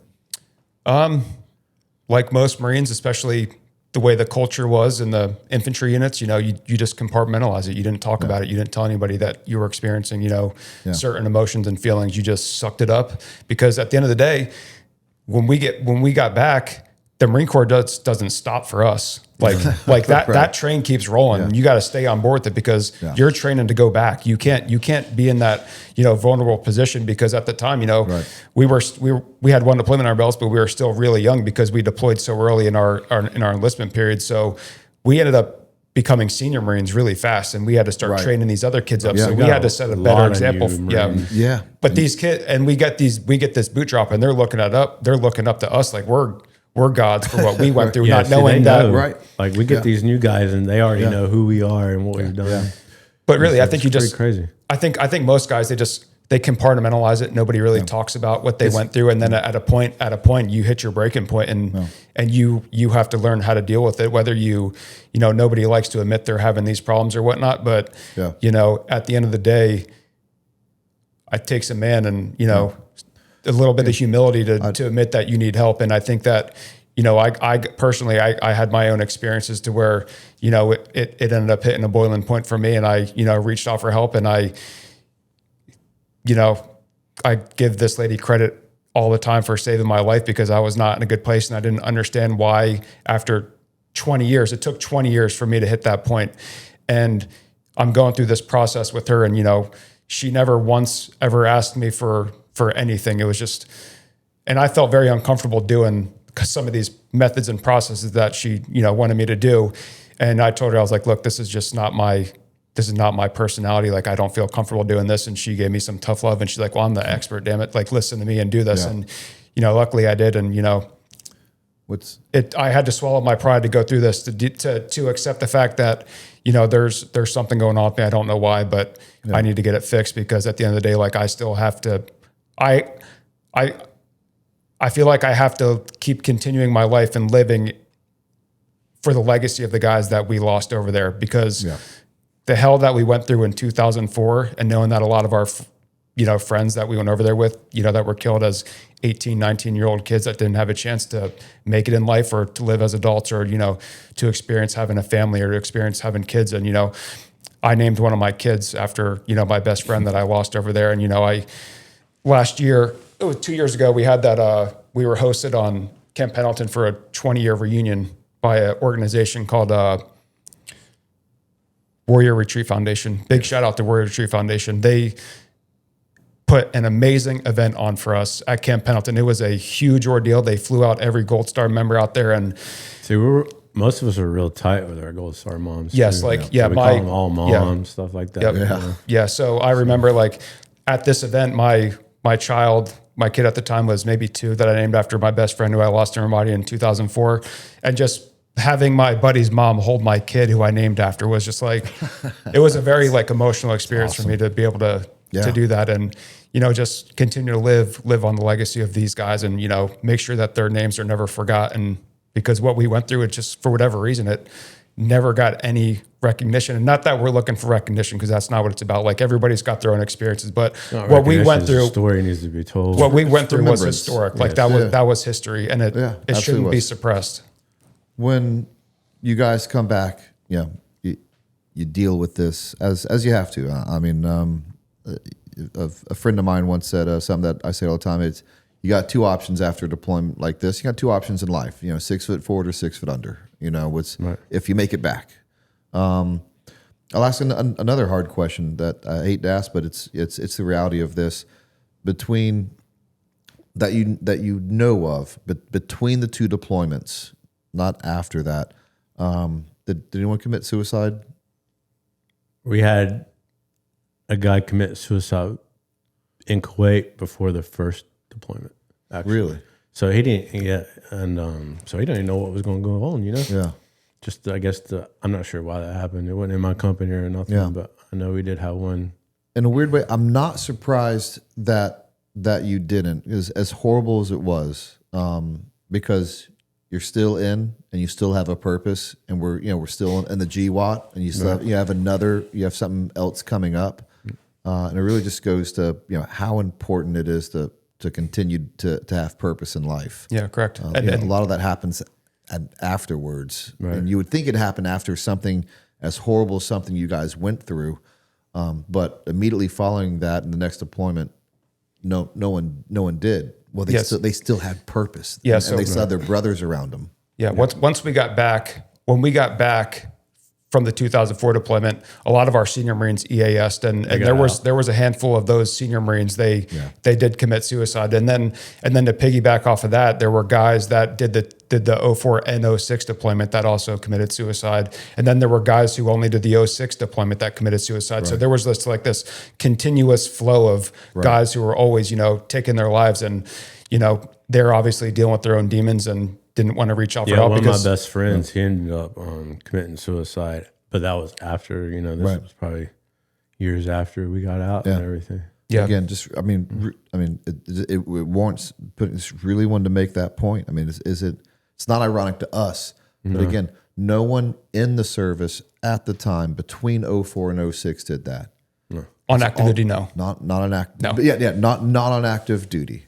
Because they still had a purpose. And it was they're busy. They have their brothers. Yeah. When you retire, you've got to find that purpose again. And when guys over time, you have to reach out to those guys, and you have to bring them into a new family, because they'll be out there. They'll be out there with nothing but time on their hands, and this same way with you, for whatever reason, it's just for human nature. Your mind doesn't go to someplace positive. No. It just doesn't. You leave your mind alone. It always goes negative. And like I said, that military train doesn't stop. As soon as we got back, we start training up right away for our next deployment. Guys right away. It just started all over, the workup process. Didn't have time to think, and that's a good thing. It is. Don't have time to think. Then you get out, and then you got all the more time to think. But you still have the same option when you get out of sort. You just have to find it. You have to find it. You have to go find something to keep yourself busy. Mm-hmm. So when you guys, this is to me just the craziest part of the story. As if living through Ramadi the first time isn't pretty wild. It's pretty unusual, at least I should say on the Army side, that we send someone back to the same exact. It's not unheard of, but it's unusual that you send someone back to the same spot. Would you consider that statement to be fairly true with the Marines as well, or do you guys try to send someone back to the same spot because they've been I would there say before? That's fairly true as well. Okay. I know that, because Ramadi and Fallujah at the time were such a hot zone. Yeah. I knew other units that had been there were getting sent back. But never thought in a million years I'd be back in Ramadi. Or hoping at least that. And I think looking back, I knew I'd be back in Iraq. Yeah. Right. I think looking back, I think we were the only unit that ever went there twice. Yeah. Everybody else just did one deployment to Ramadi. What I know for a fact is that, or what I've been told, and this came from my CO, is that when the word came that the mutiny needed to go to Iraq and they were going to separate us all, my company especially got to go back to Ramadi because we had more of a loss than any other company. And we were on ship when we were told. I remember just another day on ship, and lieutenant comes in, Lieutenant McLaughlin. He's an awesome lieutenant. He comes in, he was like, saw squad leaders team leaders together, and he's like, just basically like looking at us, and he's like, we're we're going in. I'm like, where are we going? He's like, we're going to Iraq. I was like, and like I said, like, just a look on his face. I was like, we're going to Ramadi. He was just like, yeah. He just said, yeah. Yeah. And he said, go let everybody know. Yeah. And to this day, we're on a ship with about 100 Marines in a berthing area. Yeah. And you could hear a pin drop. Yeah. Because everyone in there knew the stories, Right. knew us. Right.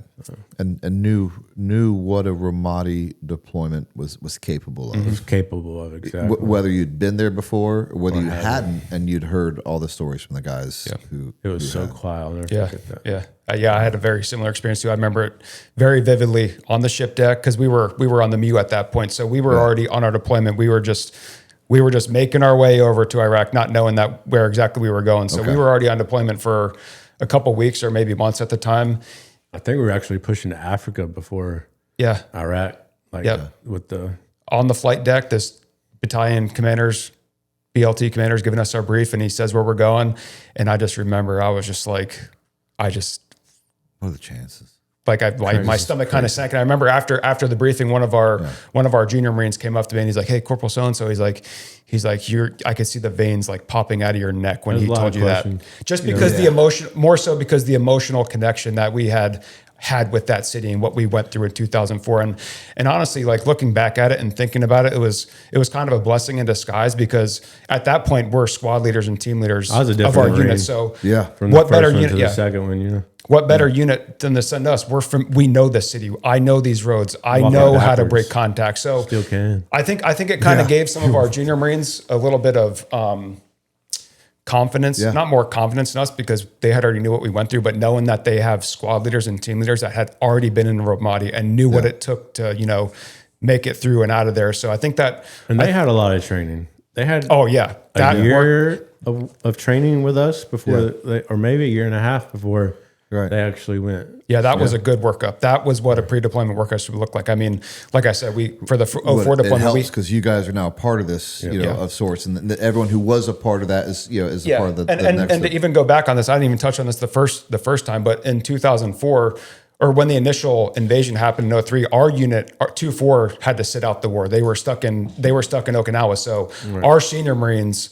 They called them 2-4 no war. They were our senior Marines missed the war. So when we went to the unit, those senior Marines, they were full of piss and vinegar and they were ready to take it out on us every single night. When you think about going to the Fleet Marine Force as an infantry boot, it was every night long. Like you were getting it's like because they all my seniors were like professional MMA fighters. Too. Because they missed the war, they took it out on you every night. Yeah. So well, tell me at least they didn't make you drive in from Kuwait this time.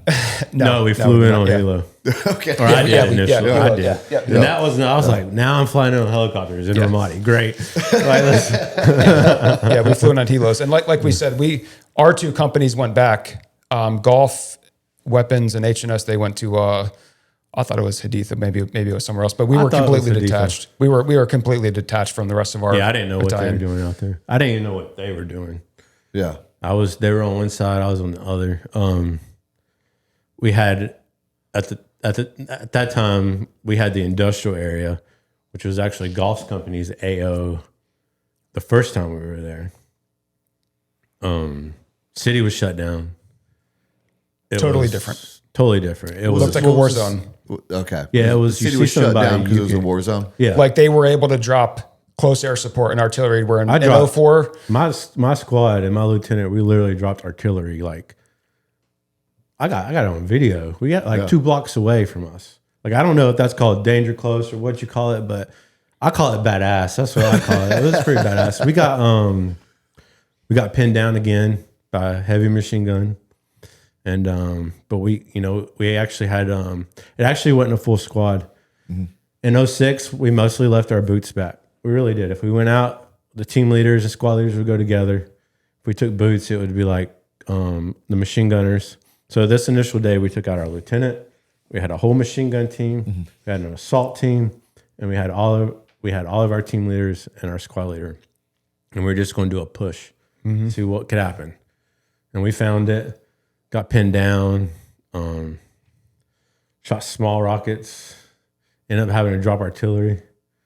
I think we killed like 5 or 6 guys when we dropped the artillery. Yeah. Yeah. But basically, when we went back in 2006, the mission was more as being attached from the rest of the battalion. We essentially went into Ramadi and we went into every outpost. We went to Cop Grant, we went to Falcon, we went to Firecracker, we went to Steel, we went to Katana. Like we, as our companies and platoons, we went to all of these.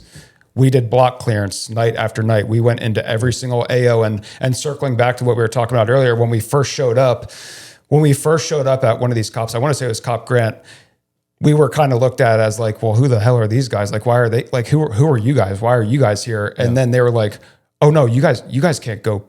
You can't patrol this area. Like we don't go over there. Like you can't go over that area. That mentality. But like knowing what we went through in 2004, we had already been there. We knew what it took and that you have to show a presence and bring the fight to them. That was going to be our mindset. We already had that mindset of what it took to be there. So we did not take their advice on that stuff. And, we took casualties for it. But, at the end of the day, you're going to take casualties. You're in Ramadi. We're pushing through here. So that deployment itself was very like, if I were to describe what we were essentially like a strike force that came in and we essentially did the push through for all these areas. We cleared the Malab district. We cleared the officer district.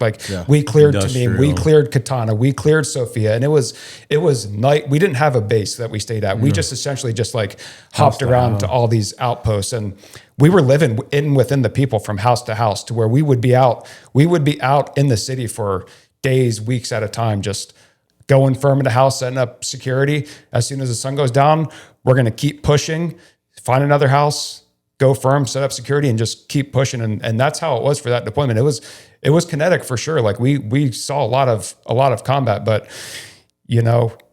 whenever I think about my experience in Ramadi, like it's always 2004. Like every memory I have is 2004 because it was different. It was different because of the support. 06 Ramadi, we had any kind of support we wanted. Yeah.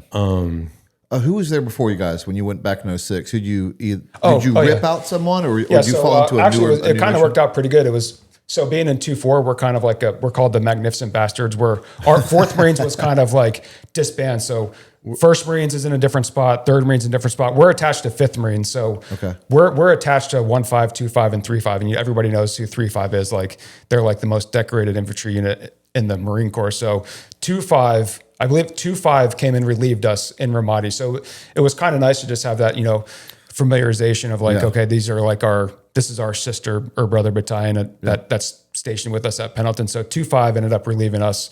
And when we got back, 3-5 was already in Fallujah. So we got back, and I don't know, 1-5 might have been there. 1-5 might have been already gone, but yeah, 2-5 relieved us in 2004. Okay.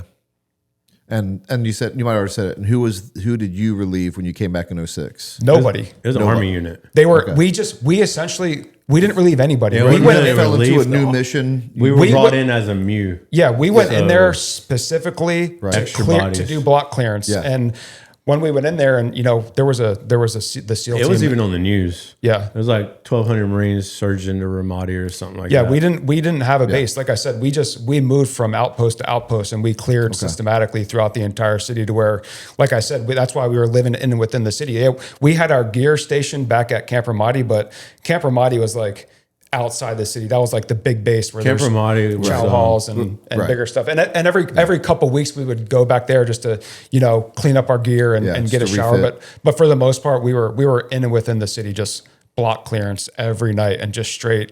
I'm talking like, if I had to guess how many houses and like how much CQB, I've several hundred houses. We cleared hundreds of houses. And when we went back, I kind of liked how we did this. We broke up the platoons. Traditionally, you would have 3 rifle platoons and then a weapons platoon. And what we did is we broke up that weapons platoon and we gave every rifle platoon those assets. So each platoon had machine gunners. Each company had mortarmen. Each company had assaultmen. So that way, when we pushed through the city, we had all those assets in our own platoons, to where we're doing explosive breaches on every door that if we roll up to a compound and it's got a lock on it, like we have our own asset. Hey, breacher up. We're gonna slap C4 on this, and we're gonna blow the charge, or we're gonna blow this lock off. And that's essentially how it really kept the flow that much smoother when we were doing this block clearance and trying to keep everybody just like online with keeping everybody in the same routes with our clearance. Yeah. I think the difference was in 04 and 06 too, is that in 06 it was more like, what they say, like chains are off. Yeah. Here you go. And I loved it. Like I was. Oh yeah. Warning shots. I mean, that was close air support. That was my chance to, hey, like I'm getting back at these fuckers again. Yeah. Like that was my chance to get back, and I really looked at it like that. Yeah. It was like the leashes have been released for that 06 deployment. And I honestly, like every unit after us, they went through absolute hell through there too. Like that city was not the same, did not look the same, just because it got so bad. And I think people started recognizing it that, hey, we should start using these assets.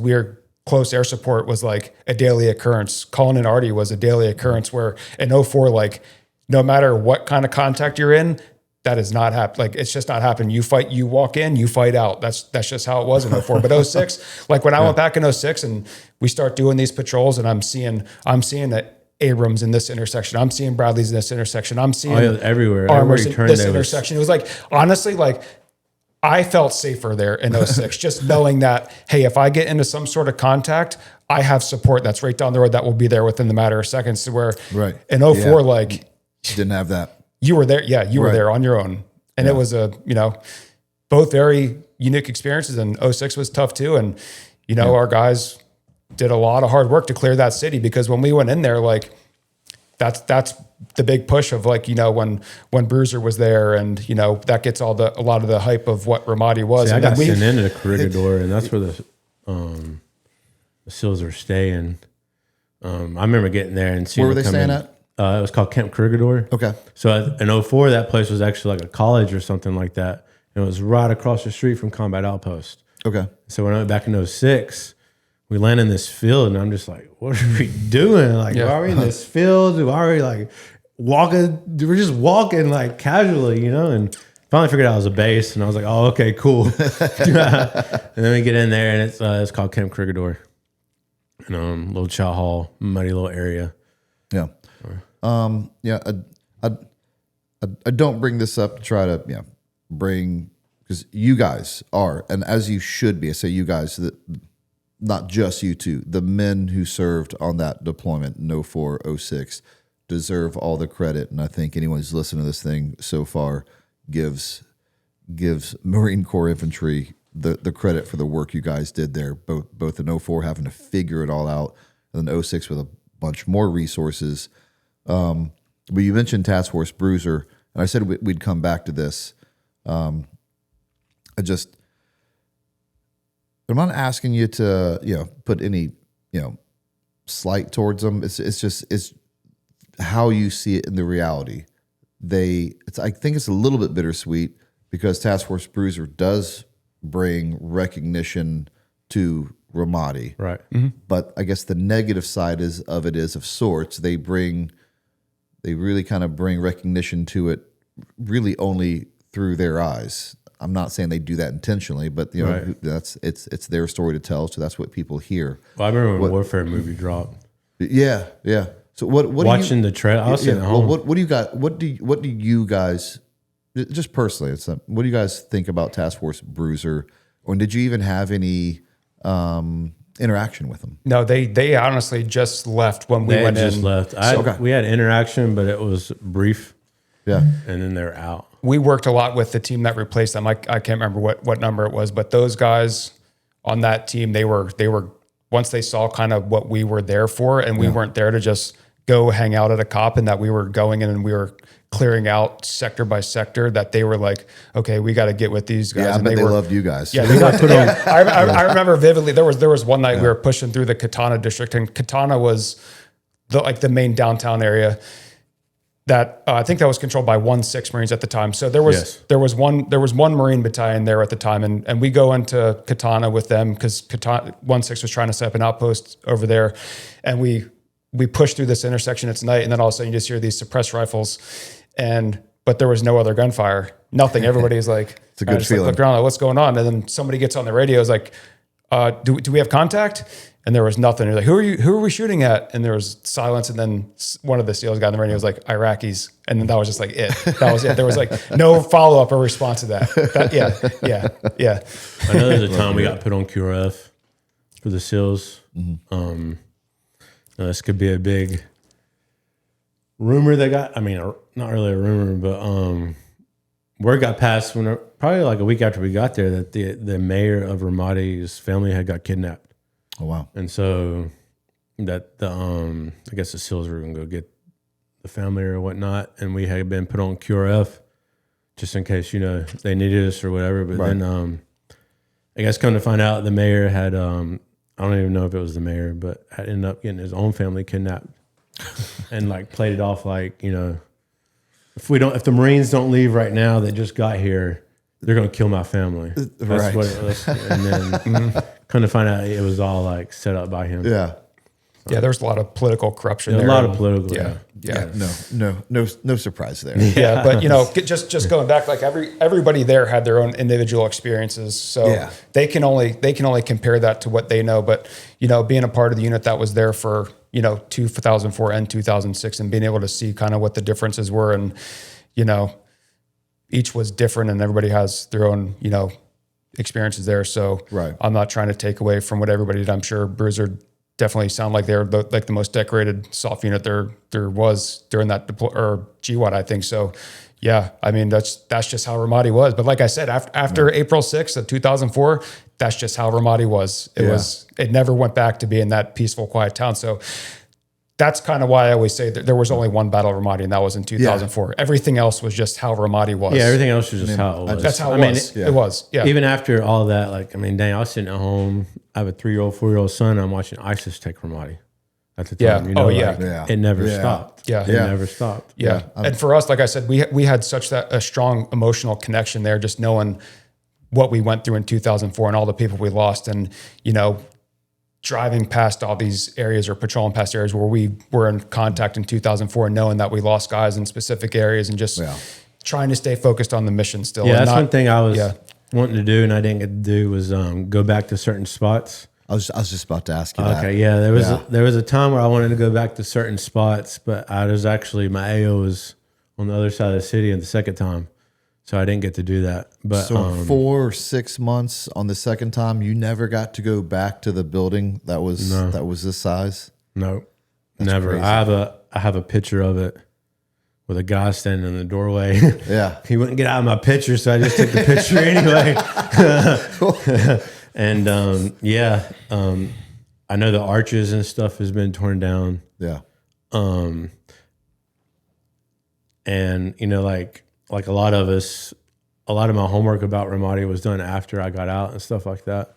Then I learned a lot more. I mean, I learned that there was people there that I didn't know were there, like from,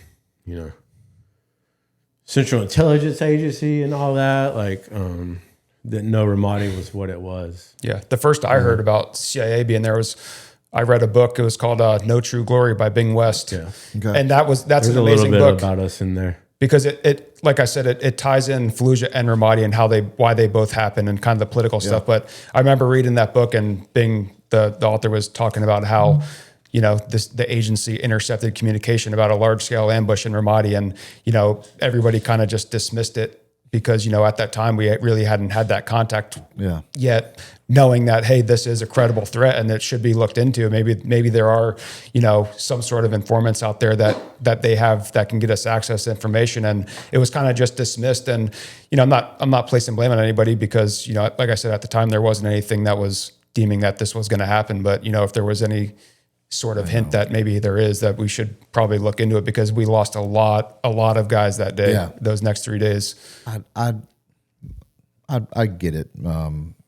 But I also don't get it in this aspect. Like this wasn't World War II. It was Iraq. We the American military had enough resources to I don't think they're ready, move, like we said, to move some things around for you guys. And I get it. I'm not in the intelligence community. who knows how much false reporting that they have to deal with. Yeah, exactly.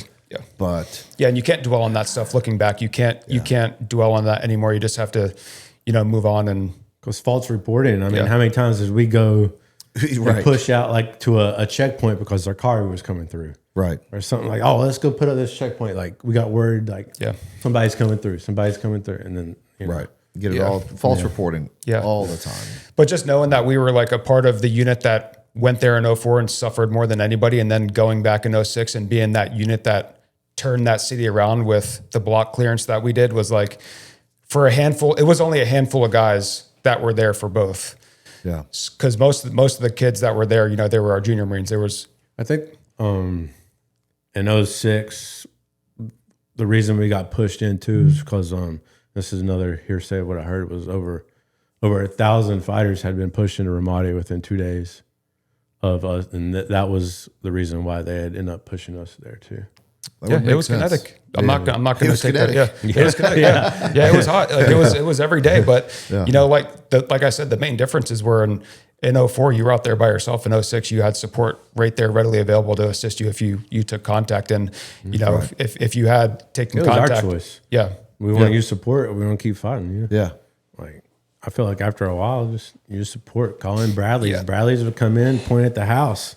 That's all we did. It went on radio right there, and then level the house. Like, and the block clearance stuff really helped out a lot. But I would say the main thing that turned around that city was when we started, doing what they call the awakening, and we ended up working with. We were there during all that too. Like, we ended up working with former Muj guys or Taliban AQI guys that would essentially start helping us. And those first couple of missions that we did with them were kind of creepy because you would have these guys come out with black ski masks on with like crooked eyes cut out for them. And, here we are going out on these nighttime raids. Almost shot some of them, not knowing who they were.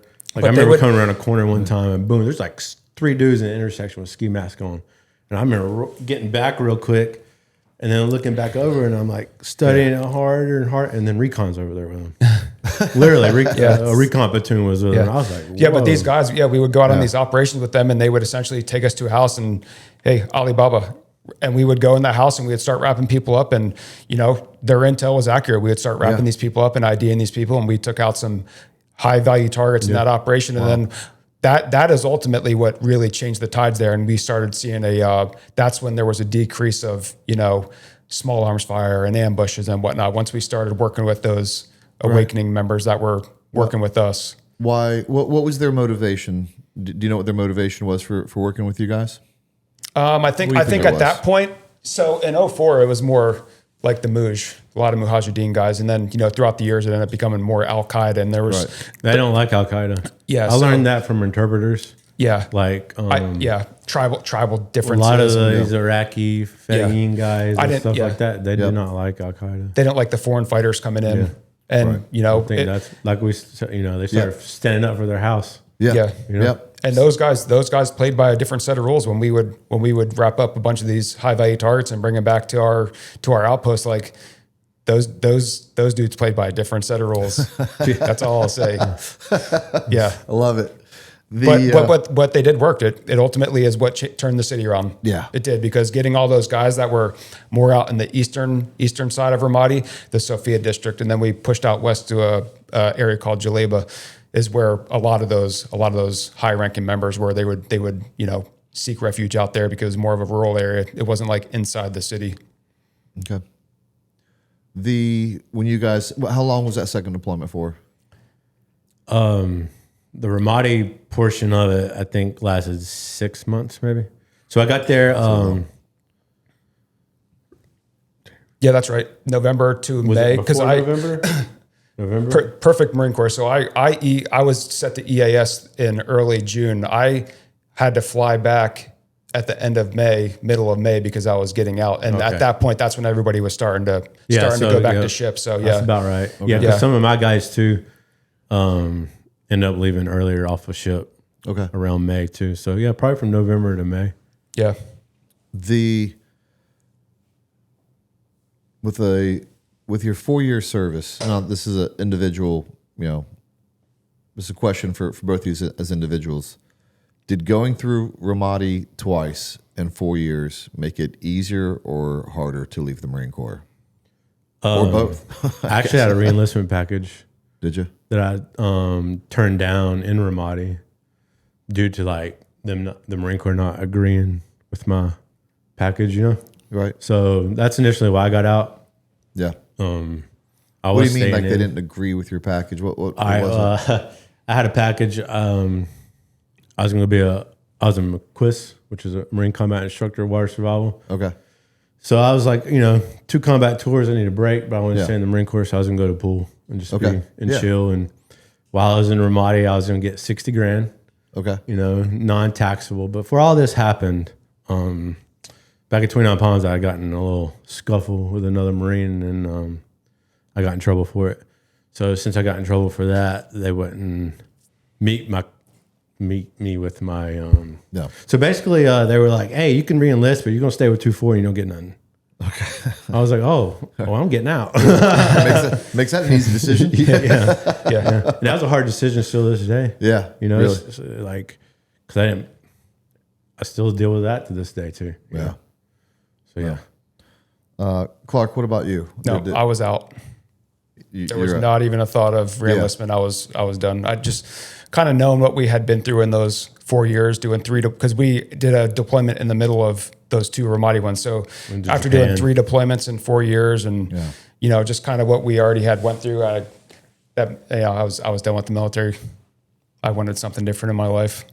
Not that there's anything with the guys who stayed in, because I had a lot of friends who did stay in and made a career out of it. So I have so much respect for those guys. Yeah. A lot of respect.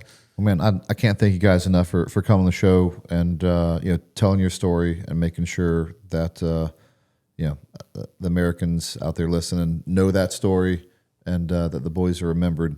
Clark, I'll give you the first final word. Is there anything you'd like to say? Just thank you for having us and being able to have us tell our story. It seems like everybody's kind of dismissed us up until this point. And then, I kind of thought that we would have been dismissed, not with you per se, but thought that we would just get pushed aside too. So just kind of being able to tell the legacy of, 2-4 and, what Zach and Echo Company went through and Golf Company, what they went through, and, my guys at Fox and all these other weapons company, and the amazing leadership that we had with those deployments, our Sergeant Major Booker and, at the time our battalion commander, Lieutenant Colonel Kennedy, like they instilled so much in me and helped shape my career and what it means to be a true leader, because as leaders in those roles, like those guys didn't have to come out there with us, but they led from the front and they showed us what it took. And, those lessons have shaped me into who I am today, and also teaching that to, subordinates of mine. So thank you for letting us tell our story and, having the history of 2-4 told of what we did in Ramadi and kind of what Ramadi became. You have no idea how humbled and happy I am that you gave me the opportunity to do that. Zach, I just want to say thanks for having me, yeah, man. Clark pretty much said it all, We're doing this not for us. We're doing this for the guys that didn't make it back. Yeah. We're doing it for Ramadi, for 2-4, for the story, for all the others that have stories. That's why we're here. Then I got one more thing to ask of you. Ramadi's it's a heavy story, as it should be. Shouldn't be taken lightly. But as we all know, funny things happen in the worst of scenarios. Tell me a funny Ramadi story. I'll put you on the spot. Don't worry. We can edit out. No, I got a good one. I love it. It somehow never takes that much time either. No, it don't. We had a lot of good times, actually, believe it or not. One of the funniest times I could say for me was we remixed the song by Oasis Wonderwall and made it like a Ramadi version. And we would sing it so loud that our CO would be able to hear it, because we actually had put him in the song. So one night we're singing it so loud that the first sergeant comes down and starts listening to it. And I just think it's funny because we were making fun of our CO and no one could do nothing about it. Oh, yeah. It's not often, I guess, in anyone, but much less the Marine Corps, you get to make fun of a senior with unabated. and your first sergeant enjoys it. So it was awesome. Well, you must have done it right. You must have done it justice. Then. Before you guys go, just want to make sure and you'll get one too. There's a gift from Brotherhood Blades, both for coming on, telling your story, and for your service. You go ahead and open it up, and you can take a look at it. Luckily, you guys didn't fly in, so you don't have to worry about TSA and that. It has the Tier 1 Podcast engraved on it there to remember your time here. That's awesome. I appreciate it. Here's a tack light from Cloud Defense. Oh, wow. Sweet. Everyone, I'm a big fan of tack lights. Everyone needs one. Oh, yeah. All over your house and your vehicle, everywhere. So you never know when you need 1,000 lumens to see, see exactly what you want to see. Awesome, man. I appreciate it. So, man, that's from those companies to thank you for your service. And if you guys are still around, that means you enjoyed the episode.